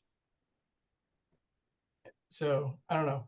My recommendation, honestly, because I don't think it's that big of a deal, it doesn't look like it's that much space, would be to ask Benjamin to stucco the area around the garage door and the carport, and maybe going back to the neighbor's gate, put a stucco finish on it, painted a very, very similar color. I think I can, if I'm gonna do that, I think it would be probably behoove me to actually get a stained stucco that already matches the underlying CMU wall so that it just ties in without a paint need. Yeah, that would be fine too. But I think that would sort of be like the best. I can commit to that. Yeah, the best kind of compromise that would allow us to say that we, didn't play favorites. We really looked at this the way we would if it was being proposed from the beginning, and tried to hold everybody to the same standard. And I recognize your case is somewhat unique, and you did kind of have this weird situation with this CMU block wall in between. I also understand you have 600 other homes. Yeah. So I respect that entirely. Your position is unique. Yeah. So I don't know. That's kind of what I would recommend. I'm curious to see what other people think. And I don't think it's like it's a huge expense that we're at. I mean, it's minor compared to the expense you've already outlaid to do all this work. So, okay. Rick laid out a future path of this particular issue that I'm going to try to worm a motion into recognizing the ability for us to uphold our guidelines and give the future reviewing agencies an out in that we are not going to fall on our sword for this. And that would be we move to approve the Arizona Avenue facing surfaces of the new construction to be stuccoed, to abide by the West University Historic Zone Advisory Board's mayor and council adopted guidelines, unless, and then this is important, unless otherwise overruled by another body. We don't actually have to say unless overruled by another body. I know, but I wanted to say that to give the other bodies an indication that we're not going to go to the mat on this thing. So, well, okay, yes, I'm fine with the intent. I'm not fine with the exact wording of the motion. I think I'm okay with the applicant when he goes to PRS saying, this is what the ruling we got from West University is. However, Mr. Chair, Yeah. this body makes a recommendation to the director. You are not making a recommendation to Thank you. PRS. Okay. all due respect, Michael, that is true. Yes, technically true, but nonetheless, the law from this meeting is presented to PRS when the applicant goes there. And so what we say actually does get presented to them as part of the decision process from them. But PRS also is responsible for making an independent judgment recommendation, just as you are. I don't want it to appear as if you are making a recommendation to PRS. You're not. You're Correct. making That's why I'm actually saying unless somebody else says no, shouldn't be part of our law. Oh, I see. Okay. Right. I'm just saying we have an opinion. This is our opinion. And, I think Benjamin, and you understand, you got one more group just like us to go through. So I guess your And- motion should just So- end where Jim ended without including the other parts. Well, oh, geez, how do I do this? So I would move, first of all. I'm not sure, Jim, I want us to be signaling to the next board what No, our I hidden understand. opinion No, is. I got it. I know, I understand that. I don't So like that. I'm trying to precedent. find. We some have an sponsor opinion, that this doesn't is do our that. opinion. And then they've overruled us in the past, doesn't happen often, they have, and the applicant is perfectly free to say, this is widely debated.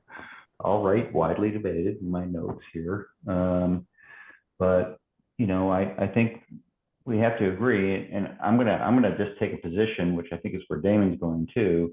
Even though I said, it says, you know, visible from a street, we have named alleys that are essentially streets. I mean, there's addresses on those things, and there's they're streets from a functional point of view. So let's. I think it's kind of weird that we have that wording because so many times people are like, well, you can't even see this from the street, so it doesn't matter. So I don't think we should have anything on our guidelines that says anything about being visible from anywhere because it's all getting approved or Yeah. just for our own sake going forward, because that's an argument we get a lot. Yeah, so if the board could, Rachel So had that's like a good point. different thing. And later, at the very end of this meeting, we're going to talk a little bit about where we are going forward on the design guide revisions, which is not what we're talking about right Yes, now. yes. But But this is a whole reason why we're reviewing them. well, this is the whole reason, and this is a good case study into why we should make a few changes to the language. So my suggestion is that we make a recommendation based on the guidelines that we adhere to and adopt, and recognize that the applicant has the ability to appeal to the next meeting. And subsequent to that, even beyond that, the mayor and council. But I think our recommendation should just be our recommendation, you know, to whether it's what Damon said or whatever, which is just, let's not differentiate. Named alleys are functionally streets. There's street addresses on them. People get their mail on those things. They're streets. And our interpretation of the guidelines are, this needs to not be that way, I think. Okay, well, Uncle. I'm crying out. Uncle. Yeah. Here's my motion. Okay. Move that we approve the carport construction face, a street face to be with a stucco finish to then match the gate to the neighboring property to the north. A stucco finish to extend to the gate of the property to the north.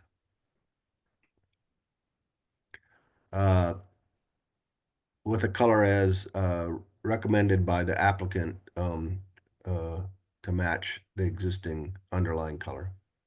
Is that what you wanted, Ben? Yeah, Underlying color? yeah. Okay.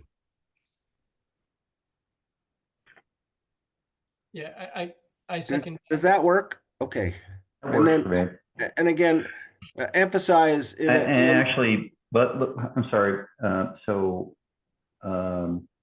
just going to do a little Robert's Rules thing here just to get us moving along. If that's your motion, we need a second, and we have discussion. Right. Before we skip to discussion. Yeah. So, This is and I'm David. sorry, I David seconded jumped to already. ask for an input from Ben before that had occurred. And I just kind of want to note that again, in accordance with our guidelines, we ask that the applicant have the CMU block face of the carport be stuccoed along the streetscape and turning the corner to the The Mizian gate line of the adjacent neighbor. That work? I'm sorry, Rick, you're having to record all this. I think he's got it. I got I it. think, It's okay. okay. You'd be surprised how many times I come back and watch this video again. So I have a motion. Do I have a second? Yeah, this is Damon. I second. Discussion. So I will bring up that I think we need to overtly approve the south wall. Yeah, Oh, I agree. Can we And do that in so- separate motion? No, I think it should be part of our LAR. Okay. So I've been typing what I think. I just put it in the chat, but I'll read it for everybody. So I think the LAR should reflect that we accept the split face CMU wall in the side yard, even though it's visible from the street, because of the unique situation where this property has a matching CMU wall on the opposite side yard. Are you, And- Devon, are you amending the motion? No, No, I'm not amending. The not motion. yet. We're in the Michael, we're discussion under period right discussion. now. Okay. I'm not amending the motion. I'm just saying, I think because Jim said basically approve as proposed with the stucco on the carport thing, I want to make sure the LAR reflects that we are accepting the split face CMU wall on Yeah. the side yard and our rationale for accepting it. Because that makes it a unique kind of decision that we made only because this property had a matching wall on the opposite side yard. Right. So think I that's think for important. the owner wants that because he wants proof that we knew about that and accepted it. And we want that because we wanted to show that it was a unique situation for this house. And that's why we accepted it. So wouldn't that need to be part of the motion though? Or is that only has to be? part of Yes, the it would be. It would have to be part of the Okay, motion. I just yes. want to make sure I was understanding, because you That's said you why didn't I'm want not going to amend. a vote yet. So we've had discussion. Damon brought up a good point. If there's any further discussion, fine. Otherwise, I would like to do a, The maker of the motion would like to accept Damon's clarification to include the reference to the fence on the south property line. And the conditions he noted. Can I get away with that? North property line, just for clarification. no, it's south property North, line. south property line. No, it's the south property line. The north property line is not up for review. It already exists. Oh, You guys built the south wall without approval, so that's what we're trying to approve. okay. So does Damon need to resecond? Yeah, he needs to. He would. Is that like a fourth? Sorry, that was a bad joke. I resecond. Hold on. Resecond. That's a new word. Resecond. No, don't say that. I'm going to say resecond in the order. Okay, we now have another motion, another second. Any further discussion? All in favor, aye. Aye. Jim Glock, aye. Aye. Okay. Okay. All right. Thank you, Benjamin. Thank you guys for your time. I appreciate it. Thanks, Ben. Okay. Okay, we're gonna move on here. I'm kind of looking at the clock. We got 20 minutes. SD 02250032 921 North 2nd Avenue ADU. Bob Lanning, are you presenting? It's myself. Yes, I am. It's myself and Stephen Curti. So there's two of us in this office. Oh, Stephen? Okay, I did not get Stephen. Okay, Stephen, could you spell your last name, Stephen? Yeah, it's Curti, C-U-R-T-I. C-U-R-T-I. Thank you very much, just for the record. Okay, so will one of you share Yeah, your screen, or Can we share our screen now? Michael is controlling that? Yes, you may.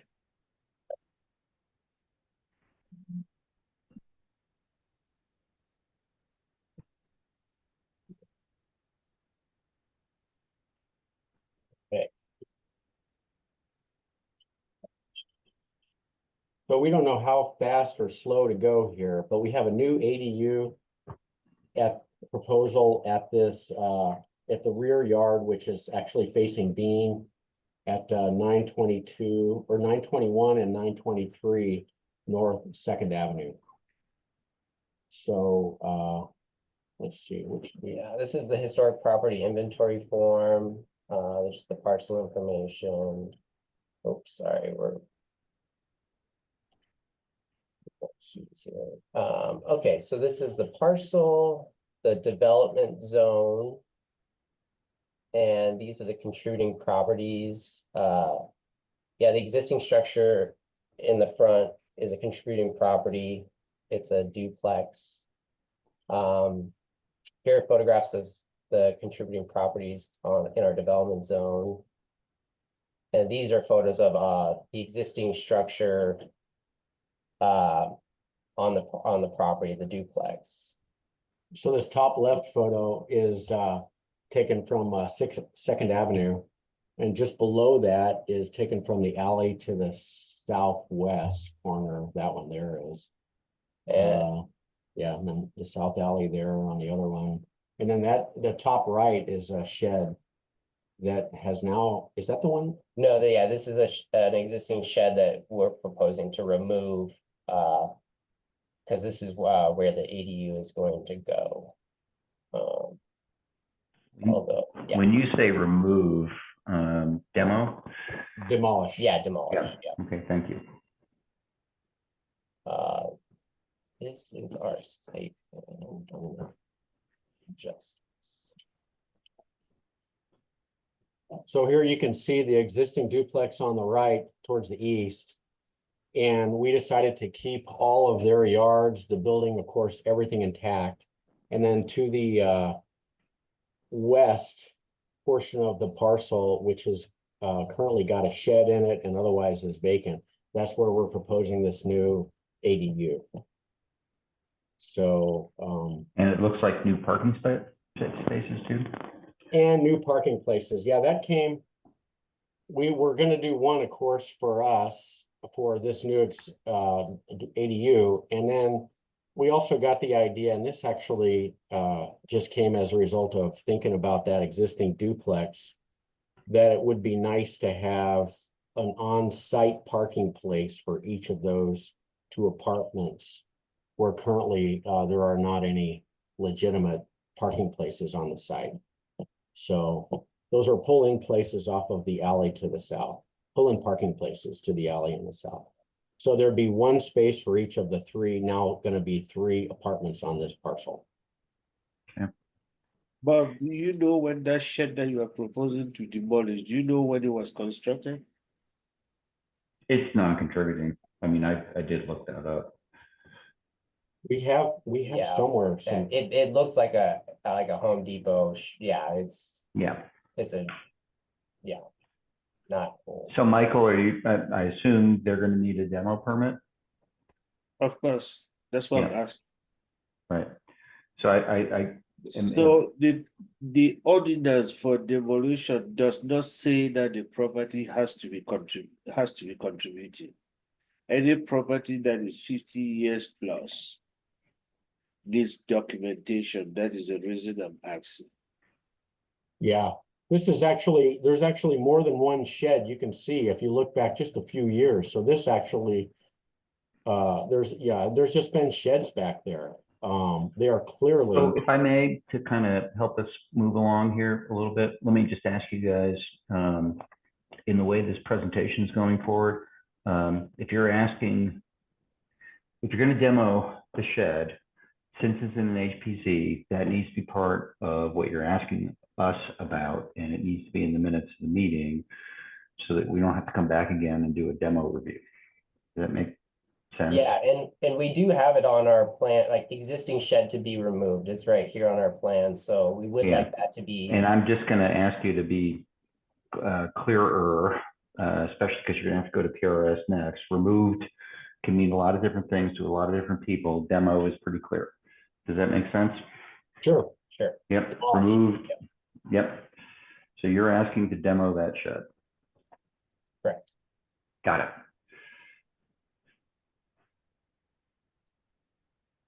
We continue. Yep. So as far as the architecture of the ADU, we took all of our cues from the architecture of the principal structure, the duplex. So we've got parapet walls. We've got crenellations on the corners, just like on the building in the front. We've got a clay tile porch in this front of this south elevation here, clay tile roof on a porch with painted wood rough sawn framing elements below that. We've got the stucco on the walls to match the stucco, which is a light sand stucco. We'd match even the color to the main house. All of the windows would be clad wood. The larger windows would be double hung. The smaller windows are either fixed or casements, like those 2x2s there in that elevation. We'd have window sills to match, which would also be smooth stucco to match the existing window sills on the duplex. What else? That might be about it.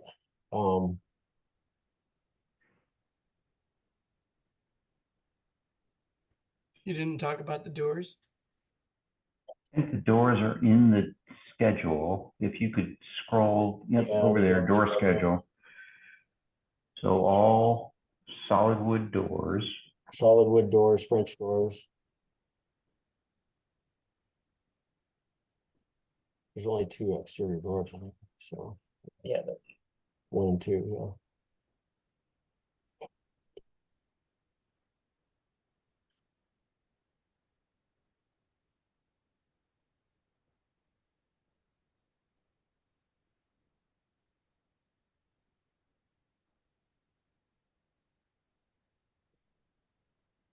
Okay.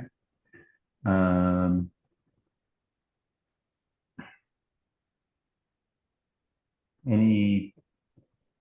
you're not going to touch the main building. You're not going to touch the, we're going to demo the one shed. The walls that are around the property, you're not, well, I guess you're going to make room for the parking. Are you taking down walls? I don't think you are. We're gonna leave up the 6 foot tall wall back on Bean, and it turns the corner actually and goes along the alley on the south. Mm-hmm. It's on, actually, it's on the north as well.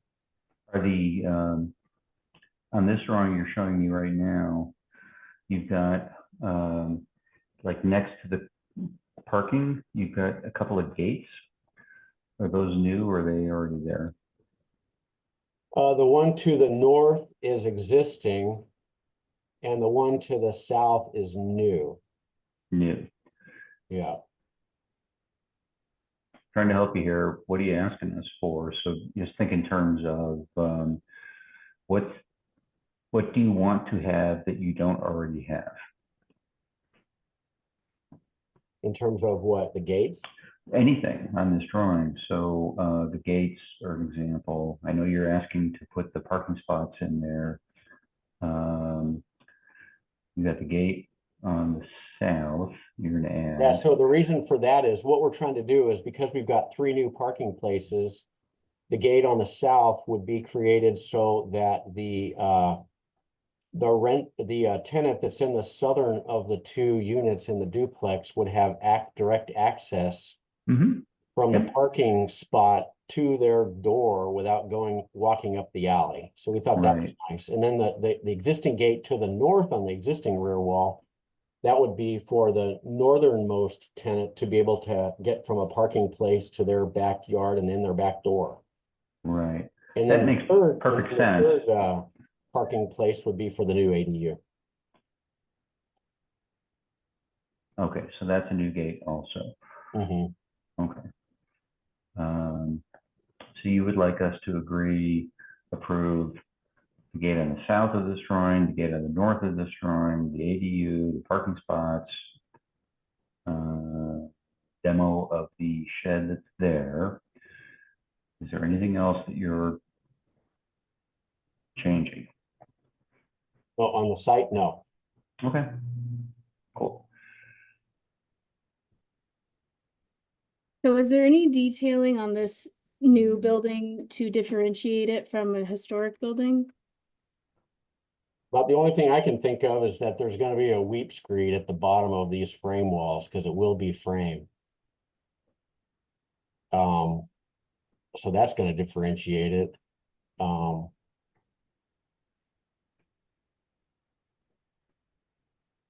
just the fact that it's a freestanding structure. I mean, I always think of the differentiation rule in the Secretary of the Interior standards is more about when you're doing additions onto contributing structures. At least that's what Jody Brown used to always say. But in this case, it's a freestanding structure, and so we chose to make it like this. Rachel, do you think that the clear story windows are differentiating? I mean, it just came up earlier tonight, even about differentiation, and I agree, it's freestanding, so I don't see an issue with that, but I mean, matching all of the detailing to a historic seems maybe a little, I don't Well, know. that's why I was asking about the clear story, because I don't think there's clear story windows on the contributing property, are there? Yeah, no, definitely.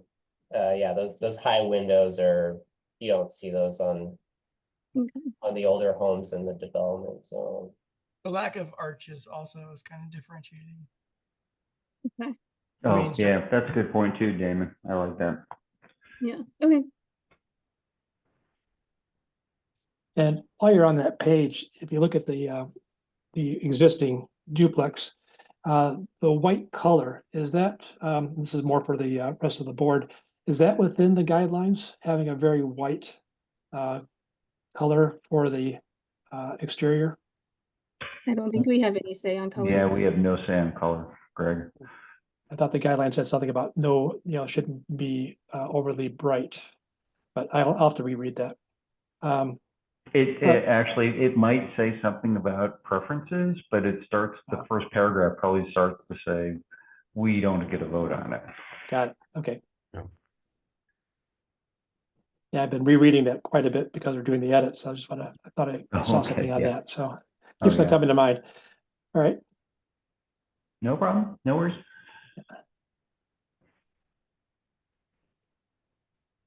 And by the way, I'm the property just south of this one. And I like the design. I'm looking forward to having that shed gone, the trailer out of there and all that, and have a nice, pretty ADU back there. Yeah, and if there's a question about the gate, the existing gates are it's this painted wood slat gates. And if there's a question of kind of what the gates will look like, I think we would, basically do a version of that. Probably repair these ones, but yeah, just so that you know that we're not gonna put in some gate that's not appropriate for the context. This is not a part of your our purview here, but the fence, the wood fence on the south and east side of, or sorry, the west side of the property, it's not going to stand up in a good windstorm. It's not. It's going to come down at some point in time. Okay. Yeah.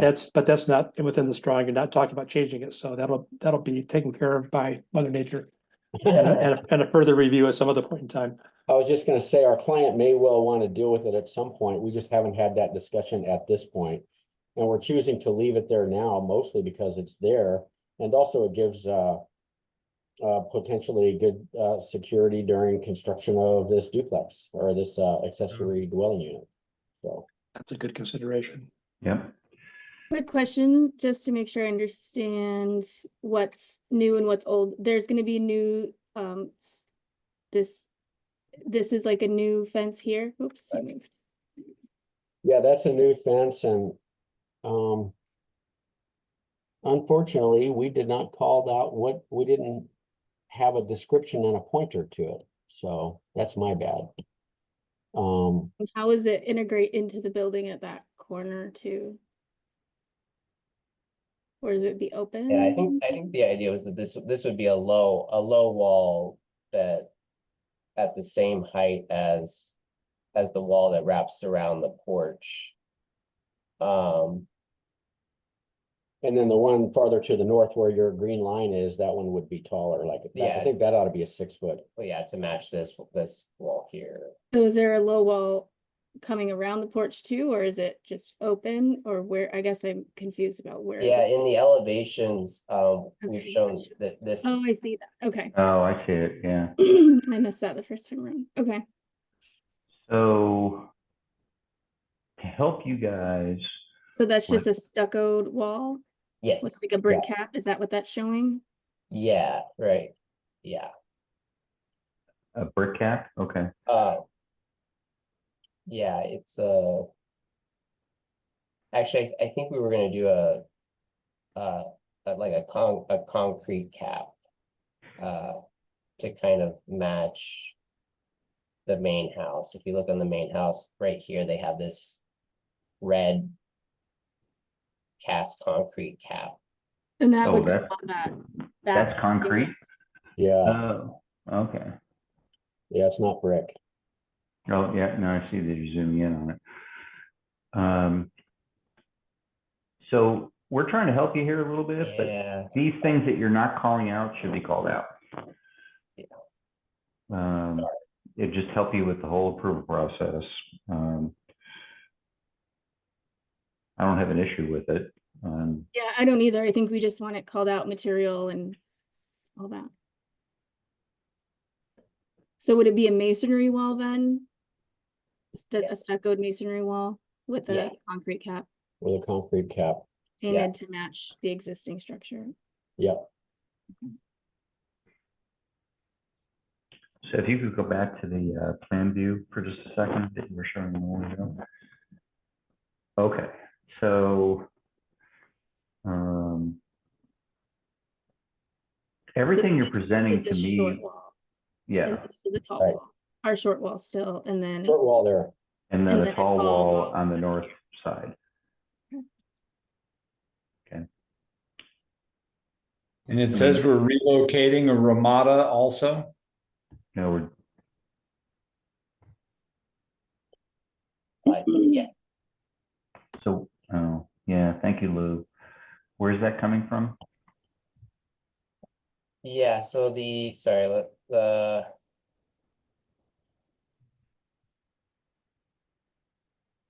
here are these existing Ramadas here and here. Yeah, we're having to add this walkway. And that was forcing us to just move this Ramada. Because it's right now on the south and right on the south side wall. Yeah, and that was a kind of a city requirement that we were dealing with. Okay. Gotcha.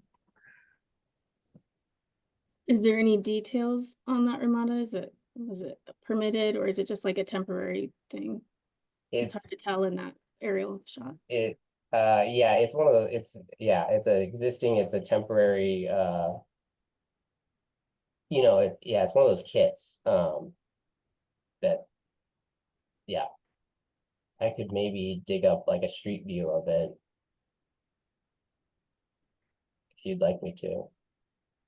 Okay, yeah, it's kind of hidden by the bush if you go to the Google Street View, but you can see part of it. So it's like wood and like metal roof.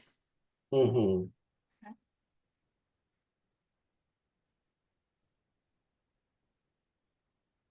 Nice, yeah.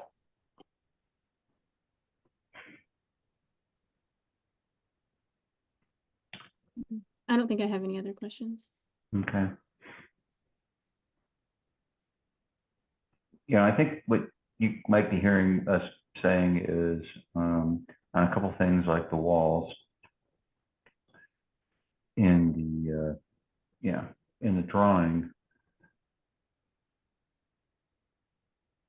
I don't have a problem with what you're suggesting. It's just not called out. And I think to help you, you want to actually call it out. So it's like, it's approved at this height, it's approved at this height, whatever, or the cap that's on it is this. so that there's no ambiguity later on as you're kind of going through the project as to whether it was this or that. And it's just not here on the drawing. Now, having said that,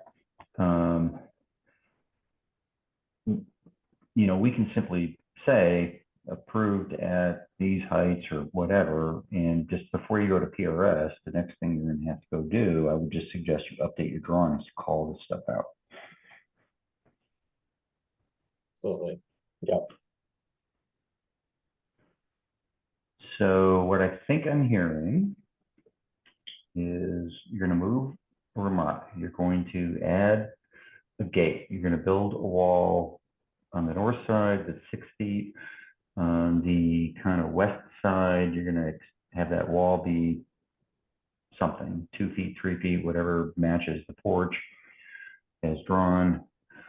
You're going to demo the existing shed that's there and build the ADU per the drawings that you have.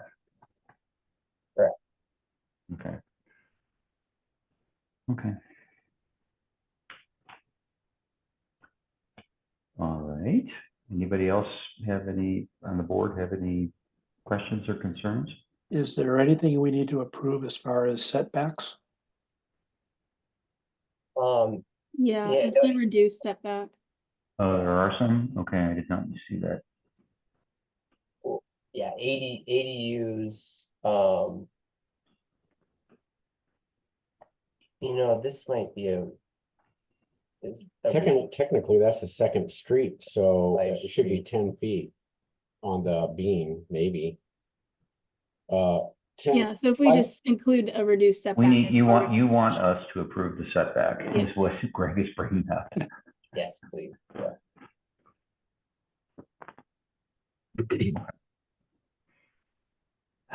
All right, is anyone brave enough to kind of pull that together into a motion?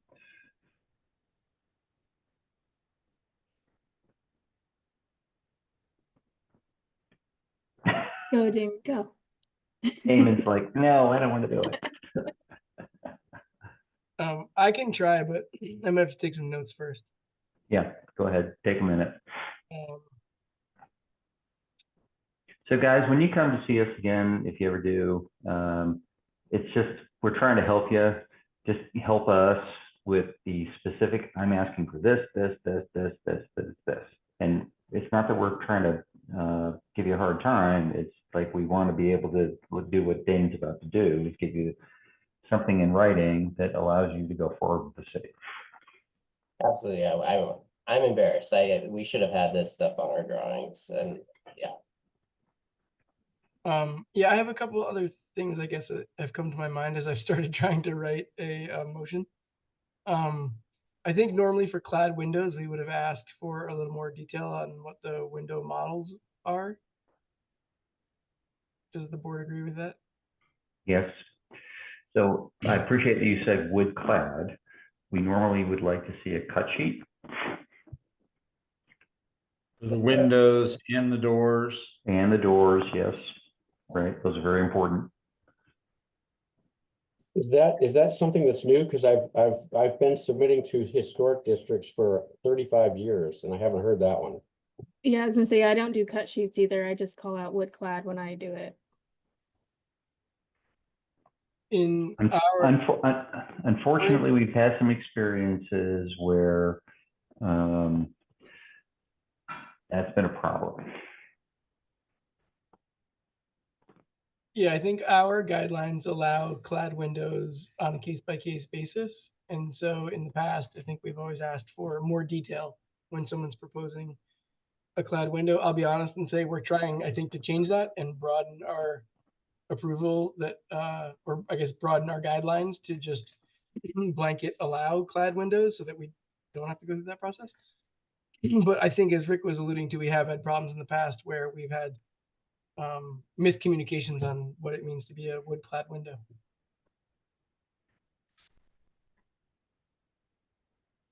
I mean, I think the brand that we see on most of our job sites is Sierra Pacific, right? I mean, Yeah, we see Sierra Pacific, we see Marvin, we see Jeld-Wen. I think Pella has a wood clad also. Yeah, Pella has a wood Pella. clad. They Pella. all do. Just whatever you're proposing is all I'm asking is that in the future, it makes it easier, and it's not because of you guys.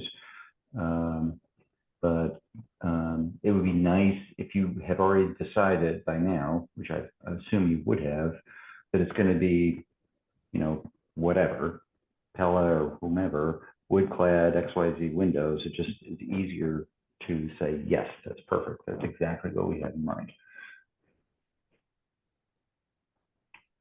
Okay. So do we want them to provide that information or?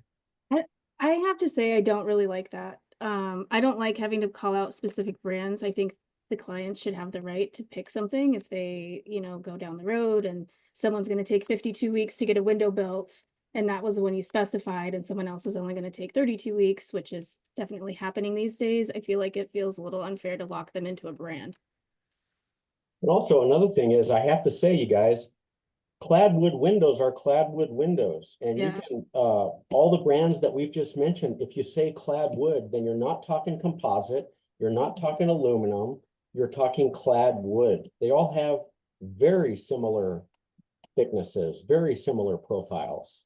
Yeah, I almost never call out a brand myself, so I have been getting in arguments with the county right now about making me call out specific air conditioning units, because I think that it should be up to the client that if it meets what we specify, and if, you know, they should be able to pick whichever brand they want.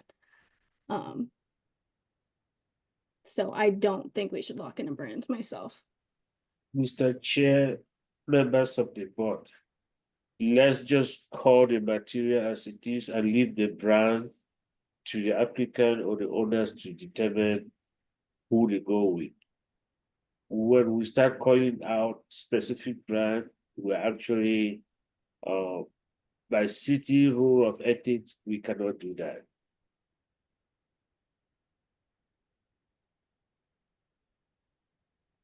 We I could don't possibly use the language of or similar. You know, Yeah, I don't- Geldwin, blah, blah, blah, or similar. Or Sierra Pacific, blah, blah, blah, or similar. No. Yeah. Don't don't even, think our don't even intent call the is manufacturer, please. into a brand, but in the past, we've definitely asked for more detail on windows and doors specifically. And people have shown multiple options so that they have flexibility. And again, we're not trying to support one brand or not another or whatever, but we've asked for more specificity. And I think it's really driven by the case by case acceptance of those products. Well, and fundamentally, we, as the brand guidelines state, we want them to save the windows before replacing it full stop. So replacement windows, now obviously in a new build, that's unlikely, but that I believe is why the restrictive language is in the guidelines. Yeah. Our guidelines say on a case-by-case basis, metal-clad wood windows with appropriate trim and sash may be approved so long as they maintain the integrity and historic character of the individual property and the neighborhood. So, I mean, I'm not saying I think there's some big risk here. It's not that we don't trust you guys. I'm just saying. I mean, I think we need to go with what Michael said. We should not be calling out a brand. I just don't think that that's our purview. Again, I'm not. If we want to see a cut sheet, I think we can ask for that down the road or something, but I don't think we should be calling out brands. To be clear, I'm not demanding that applicants ask.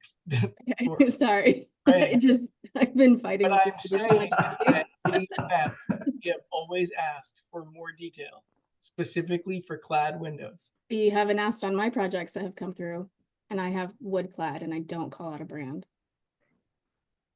But did you show more detail for what the windows were, or did you get special treatment? I had. I wasn't presenting it, so you didn't even know it was me, unless I wasn't at the meeting, so you knew it was my project. So, I mean, we call out wood clad. We have elevations and, you know, a window schedule just like anyone else should have. But. Yeah, I mean, yeah. You guys. We're okay with the language of like Sierra Pacific or similar, if that really. No, please. Okay. Yeah, I don't think it No, should be. please. Okay, so I'm It's just hearing, that we staff, we do not recommend any architect or any designer to any person who comes to us. We don't. We're not allowed to do that. so we'll have a discussion another day, Michael, but I will say that while I understand that Woodclad has a commonly understood interpretation, we have another couple of properties that we are having problems with right now where they called out a specific, like, it's going to be this, and we're like, we're fine with that, and that isn't what they installed. And what they installed was completely non-compliant. Mr. Chair, if the applicant comes to you and say, here is this type of manufacturer, this type of person I am going to use, that is okay. It is not okay for the board to tell the applicant which manufacturer to use. Oh, but I think what Damon was proposing, though, Michael, all due respect, was saying X, Y, Z or equivalent. Right, but that person, those people that are breaking the rules are gonna break the rules regardless. Well, So that's fair. whether Okay, they show us what they're gonna fair. show us Yeah. and say, we're gonna install this and go and install something else, that is, it's like apples and oranges. I don't think it's Well, necessary. fundamentally, we're arguing that there's not enough detail in this package, so shouldn't we just send it back, Just say, say give us the that. correct- Just say Yep. that and leave it like that, please. Yeah. I think that's not, yeah, okay. So this is clearly a point of disagreement on interpretation for the board for the And purposes if you of don't, this. the chair, if the board does not feel comfortable with what they have here and you want them to come back, you're more. No. I think the board is comfortable with what we're seeing. And the board can always disagree with me. We've just had some strange precedents that are making us a little bit more cautious. So, Damon, do you think you can do a motion? I got a list thanks to Greg, who sent me a message with a list of various things. But I think I'd like to talk through them. So just to make sure we got everything, we need to approve setbacks. Now, normally to approve setbacks, you guys would have shown prevailing setbacks in the development zone. You didn't do that as far as I saw. So does the board feel comfortable that we have prevailing setbacks within the development zone to justify these setbacks? And if so, then we can do so. I think it's fine. I think it's fine. I think I personally can speak to, I'm familiar with this development zone and it's fine. All right. There was the demo of the shed that we wanted them to be more specific about demolition. There is the porch wall with a cap that's not specified finish or height or material. There is the, I think it's 6-foot wall north of the new parking spots that's not specified as height and material and finish. And I think there's another wall as well. I don't remember another wall. The low wall to the south of the parking. South or west?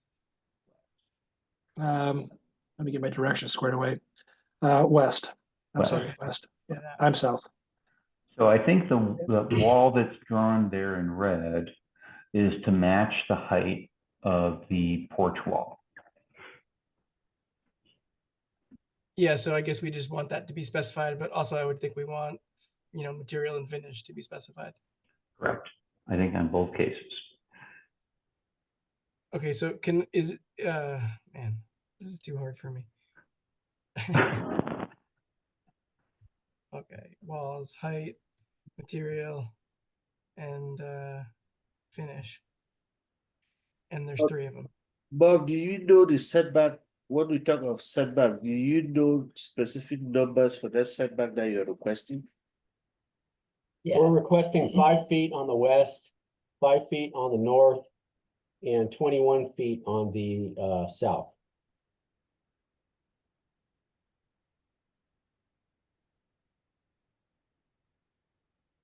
$21 feet on the south? Yes. No, because the existing building doesn't have 21 feet of setback. Well, the new building shows up. I'm talking about the new accessory dwelling unit. Okay. Well, I think, okay, all right. I think that's not an exception. The exceptions are really the 5-foot ones on the west and the north. So, And the north one's easy when because you the talk of- existing, But when you building- talk about 21, what is actually required that you are requesting 21 feet? right. Oh, what's required on the south? Yes. What we're asking is, what are the exceptions? So for example, on the north, you're gonna put the ADU at the same setback as the existing building, existing contributing structure, correct? Right. So basically they need this one and this one to be Yeah. modified, and they can use the existing house as their prevailing setback. Yeah. So don't worry about the south. The south, you're fine. Right. That doesn't need to be modified. It meets code.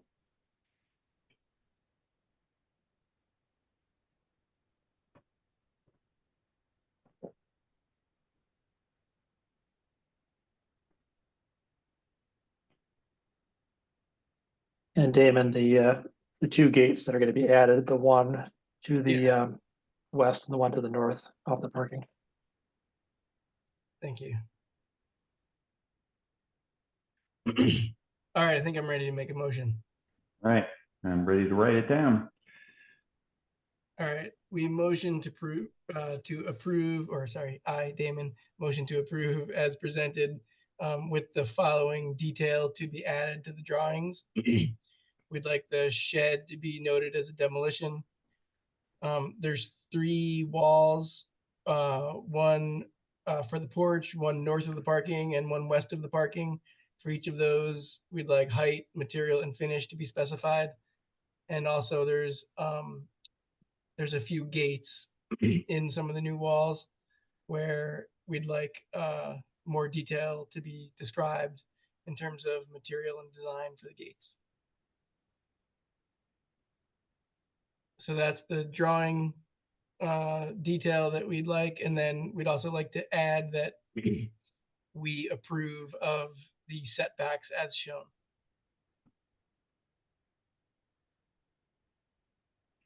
Stand by. I'll second Jim Glock. Nope. Okay. Hold on. Still writing. Okay. We have a motion and we have a second. Discussion? Do we need to say anything about the Ramada being relocated? I Or don't is think it we in our do we? purview? Not sure. It's a temporary structure, I would think. Yeah. It's, you know, it's one of those Costco aluminum Yeah. things, so, you know. Yeah, I vote no. Make a difference Let's between not a Home complicate our Depot lives with shed that, and a so. Costco aluminum. Say that. The difference between a Home Depot shed and a Costco Oh, Ramada. Right. I think yeah, we we're not all supposed to agree specify brands. That's right. that's not, My yeah, bad. right. Yeah. Strike Thank that you, from the Lou, for record. adding a little sarcastic humor. Okay, so we have a motion, we have a second. We've had some discussion. All in favor, aye. Jim Glock, aye. Aye. Aye. Lou, raise your hand. Awesome, 6-0, perfect. All right, I know that was a little painful, but good discussion. Okay. So it's 8:22. Thank you guys. Sorry. Thank you. Yeah, no worries. Yeah. I move, I'm not moving, I'm going to say, we're not gonna talk about design guidelines tonight. We do need to do some formatting stuff, and I know I sent you the guys' stuff, but let's not talk about that anymore. Michael, is there any staff updates that we need to know about? I don't think I have a lot to tell you. It's just 717 North 7, which you don't like to hear, but they will be coming back to you. I'm going to PI on this. Yeah, I don't want to hear about that. Nor me. Yeah. Yeah. I just have to let you know that. Do we have a new HPO? The new HPO is going to start on March 24th. 24. Okay. 3/24. So it'll be a surprise who it is. I've just forgotten the name, but it's a lady. I think it's Desiree somebody. Okay, that's fine. So yes, someone's named, and yes, you could say who it is, but you don't remember who it is. Okay. In March 24th, 3/24. Yes, Mr. Chair. Okay, easy peasy. So future agenda items. So I'm pretty sure you are going to have a meeting in April, which will be April the 8th. April the 8th, right. Anything specific? I mean, I know we have some minor reviews coming down the pike. What, Michael, I want to take a moment and just ask, with respect to future reviews, is it clear? It's not clear to me. How does one apply to do a courtesy review? I have had a number of folk in the neighborhood who are trying to do things, but they really want a courtesy review and they're not sure when they go to the portal how to do it. Well, when you go to the portal, once you click apply, there's a scroll down, and then you will see a place for pre-app. We're calling it a courtesy review, but on the portal you will find it as a pre-app. So you may not know, but when you do pre-app, and I don't know, Rachel, if you've done a pre-app, it asks you for everything a full review asks you for. Yeah, what happens is pre-app goes through a different process. It goes through CDRC. If you want to go to the board, just tell the people to please specify that you want to go to the board. Because if you don't do that, the pre-app are typically a staff review. Yeah, I've been having them send stuff back saying I need a full set of plans, and I'm telling them no. Yeah, I want to go typically through historic before This we is do a full actually set what of Rachel's saying is actually becoming a problem.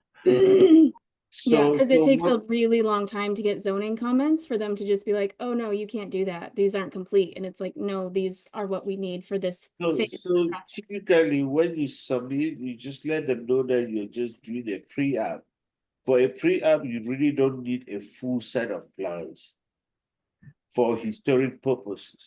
Well, I've submit You 2 just sets come of in drawings for- in January. Yeah, you just come in for general information and feedback before you actually get ready to submit. So And Michael, I've had both happen though, because just in January, I submit 2 sets of plans, both needed to go through historic. One got kicked back to me saying there wasn't enough information to move forward. And that took a month for them to tell me that, for me to then go and have to put in, more information and tell them again, no, we just want to get through to historic review before we do a full set of plans. And the other one got to go through historic. So it depends on who's looking at the application, who's taking it in. There's not any sort of consistency right now with the city, and it's really challenging. it's causing a lot of customers, a lot of people who want to do the right thing and come back to us and just what I say, would suggest, and they're being told, oh no, you gotta go hire somebody and get drawings and all of a sudden, to Rachel's point, which is what we're trying to avoid, right? And before you go do a full-blown dookie-doo is come do a courtesy review. I'm trying to do this, this, and this, and whatever that looks like in a casual way before a lot of time and money and energy is invested. And it's very inconsistent. And I'm getting a lot of feedback. It sounds like, Rachel, you're having a similar experience where I've been submitting plans for years, and I'm now hitting them saying, oh no, you can't submit this like this. And it's like, there's just not consistency with the city and the intake right now, and I don't know who or how we need to talk to help get that figured out. I have been, like Michael, I've been advising folk who are trying to do things, and they call me and they say, well, I want to do this. What do you think? And I'm like, well, let's do a courtesy review. And they try, and what Rachel's describing is the experience they get. And it's like, well, what the heck? I got to actually hire an architect and get Well, drawings and done. not only that, it takes months. It takes And it weeks takes a and weeks ridiculous and amount of weeks. time. It's like absurd, whereas you used to be able to walk in with your set of plans or your site plan and say, I need historic review, and they could start that process, and they don't have that option anymore. And so I know, Michael, you can't really control this, but if you could like get feedback to the right person that could help alleviate this, or let us know who we could reach out to, because it's really causing a lot of things that should take. I mean, that used to be, you literally walked in, you talked to zoning, they wrote you the letter to go talk to historic. Now it takes 6 weeks minimum before you even get a comment from zoning. And the last one they gave me said, oh no, we're not even going to look at this yet. Go back and do it again. So now that's going to be another 12 weeks before I even get comments to even start seeing historic. Sorry. It's very frustrating. No, and I can mention. Michael, and I would like to say that this is it's one of the several things that are contributing to a few folk in the neighborhood saying, the heck with it, I'm just going to do what I want to do, which is what we're trying to overcome, right? And I know you're aware of various and sundry little things where people are doing that sort of thing, but yes, I have heard. I will take it up to the hierarchy and see what we can do. The way they design it is the CDRC, it's a different process. So when you're doing a pre-app, they look at it and they actually even charge for that. Whereas the courtesy review with historic, we do not charge for that. Okay, so I will talk to them and we'll be able to try to see how we can figure it out. But we encourage people, when you're doing it, just specify that you just want historic to take a look at it first. Some of them have been like that, they will get us involved. Something's happened where that's becoming hard to do. Yeah, because it used to just be zoning would look at it and see that it's historic and know it was going to go there. But now I don't know if there's a lot of new staff, if there's people that don't know, but they just pull it up and they're like, oh, we don't have all the information. Come back in like 6 weeks. And it's like, it's just hard. The problem is, I think the problem that we're having is at the intake level. Mm-hmm. A lot of intake staff, some of them are actually not planners. So when it comes in, it's not like they are verifying the zoning or any of those things to be able to determine up top that this will need to go to historic. They're not. They're giving certain guidelines, look for this, look for this. Once they don't see that, they just take it out. So but we will continue to talk to them to see how we can begin to set the historic walls to come up to us for pre-app or for courtesy review without necessarily beating all this. Because in my mind, it doesn't make sense for somebody to get an architect to draw all the plans before you come for a courtesy review. Exactly.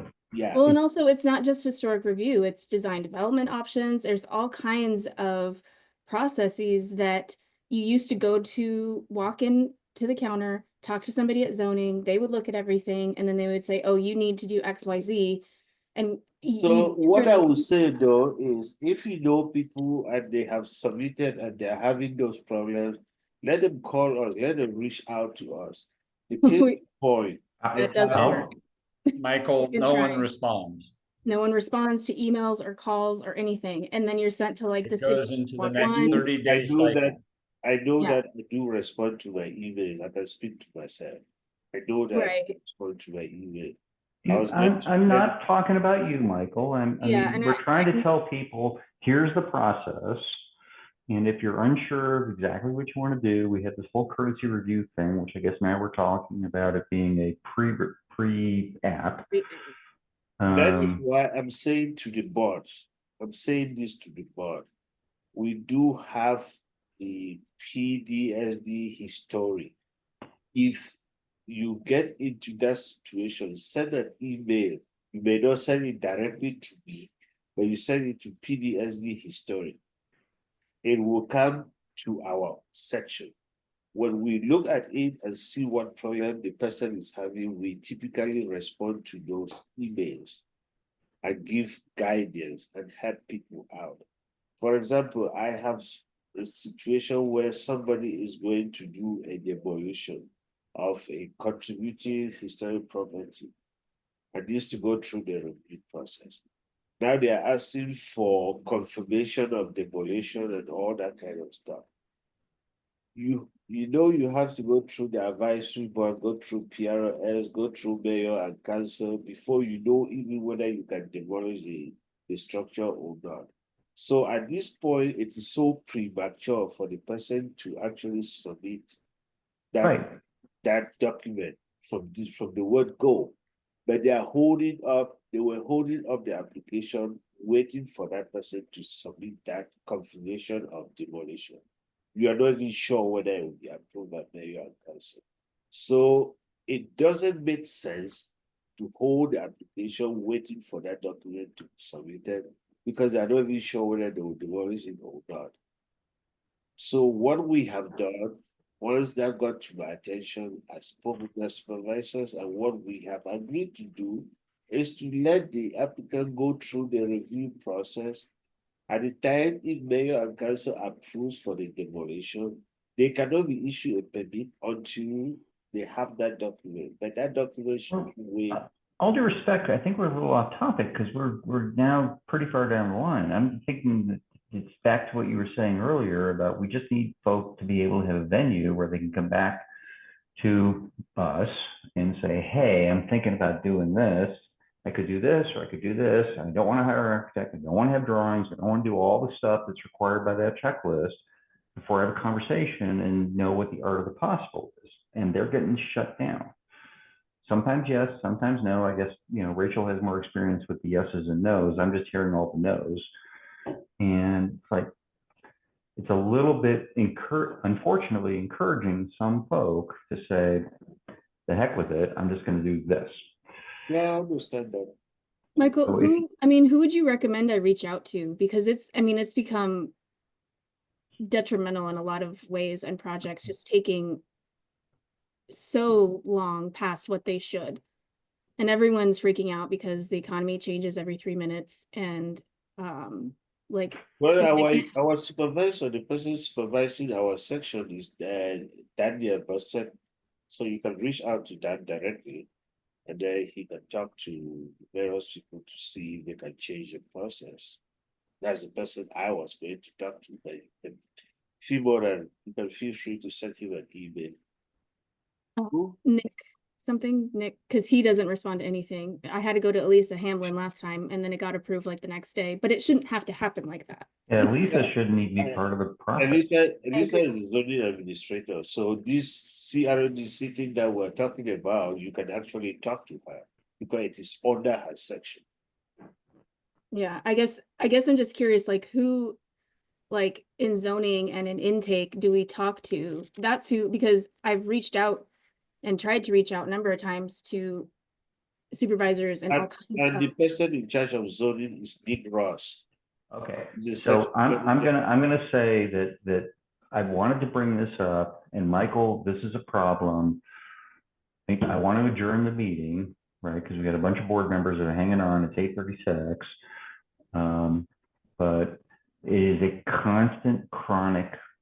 Something's broken. It's got to get fixed, and we need your help. If it's nothing other than phone numbers, which, you know, is kind of what you're saying, but I'd like to just say that is a topic that I wanted on the record, and I'm going to put who you are, and we can move on. I really do want to let the board go because it is, you know, we've all been here kind of late tonight. Okay. Yeah.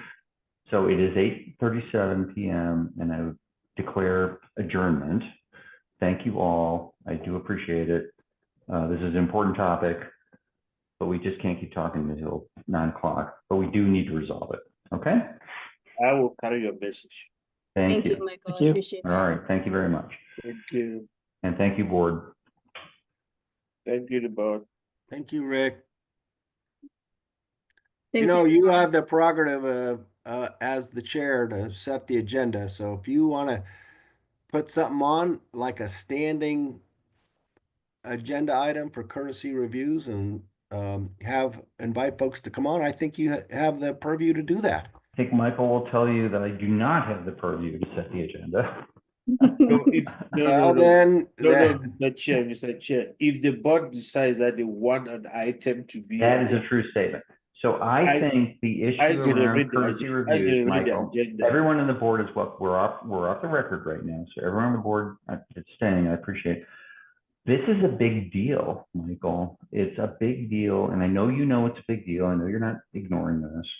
So it's probably a valid agenda item for a future meeting if it's Lisa Hamlin or I don't know who it is that we need to talk to that says, this is part of why things don't work. And I can try to put it on the next agenda for the board discussion. Please put it on, please put it on the next agenda. I think we have the ability to. If I have a project that's being presented, I only need to not be part of the meeting for that project, correct? So I could come back and be part of the meeting for that discussion. I really need to be part of that. You cannot participate when they're discussing that. You only have to recuse yourself from stuff that you're associated with. Okay.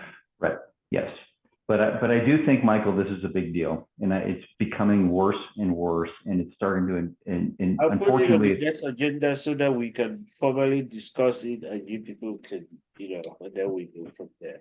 And if we need to invite somebody from the city to come and talk to the board about this issue, we can. Right. And I kind of defer to you as to who the right person is from the city. Well, this is a permitting issue, so we can talk about it and get somebody from the permitting section to come talk to the board or give guidance as to what we can do. I think it really needs to be somebody from whoever's overseeing intake and whoever's seeing zoning. Is mainly for intake. It's really not. Yeah, I agree, and it's taking a long time to get even. It's actually the intake is an intake thing. Yeah. That's a whole different section, which is under permitting. So I can talk to them. Okay. All right. Greg's leaving. Lou's leaving. Jim's leaving. Thanks, Michael. Thanks for All right. joining, Thank you, Michael. Thank you, everybody.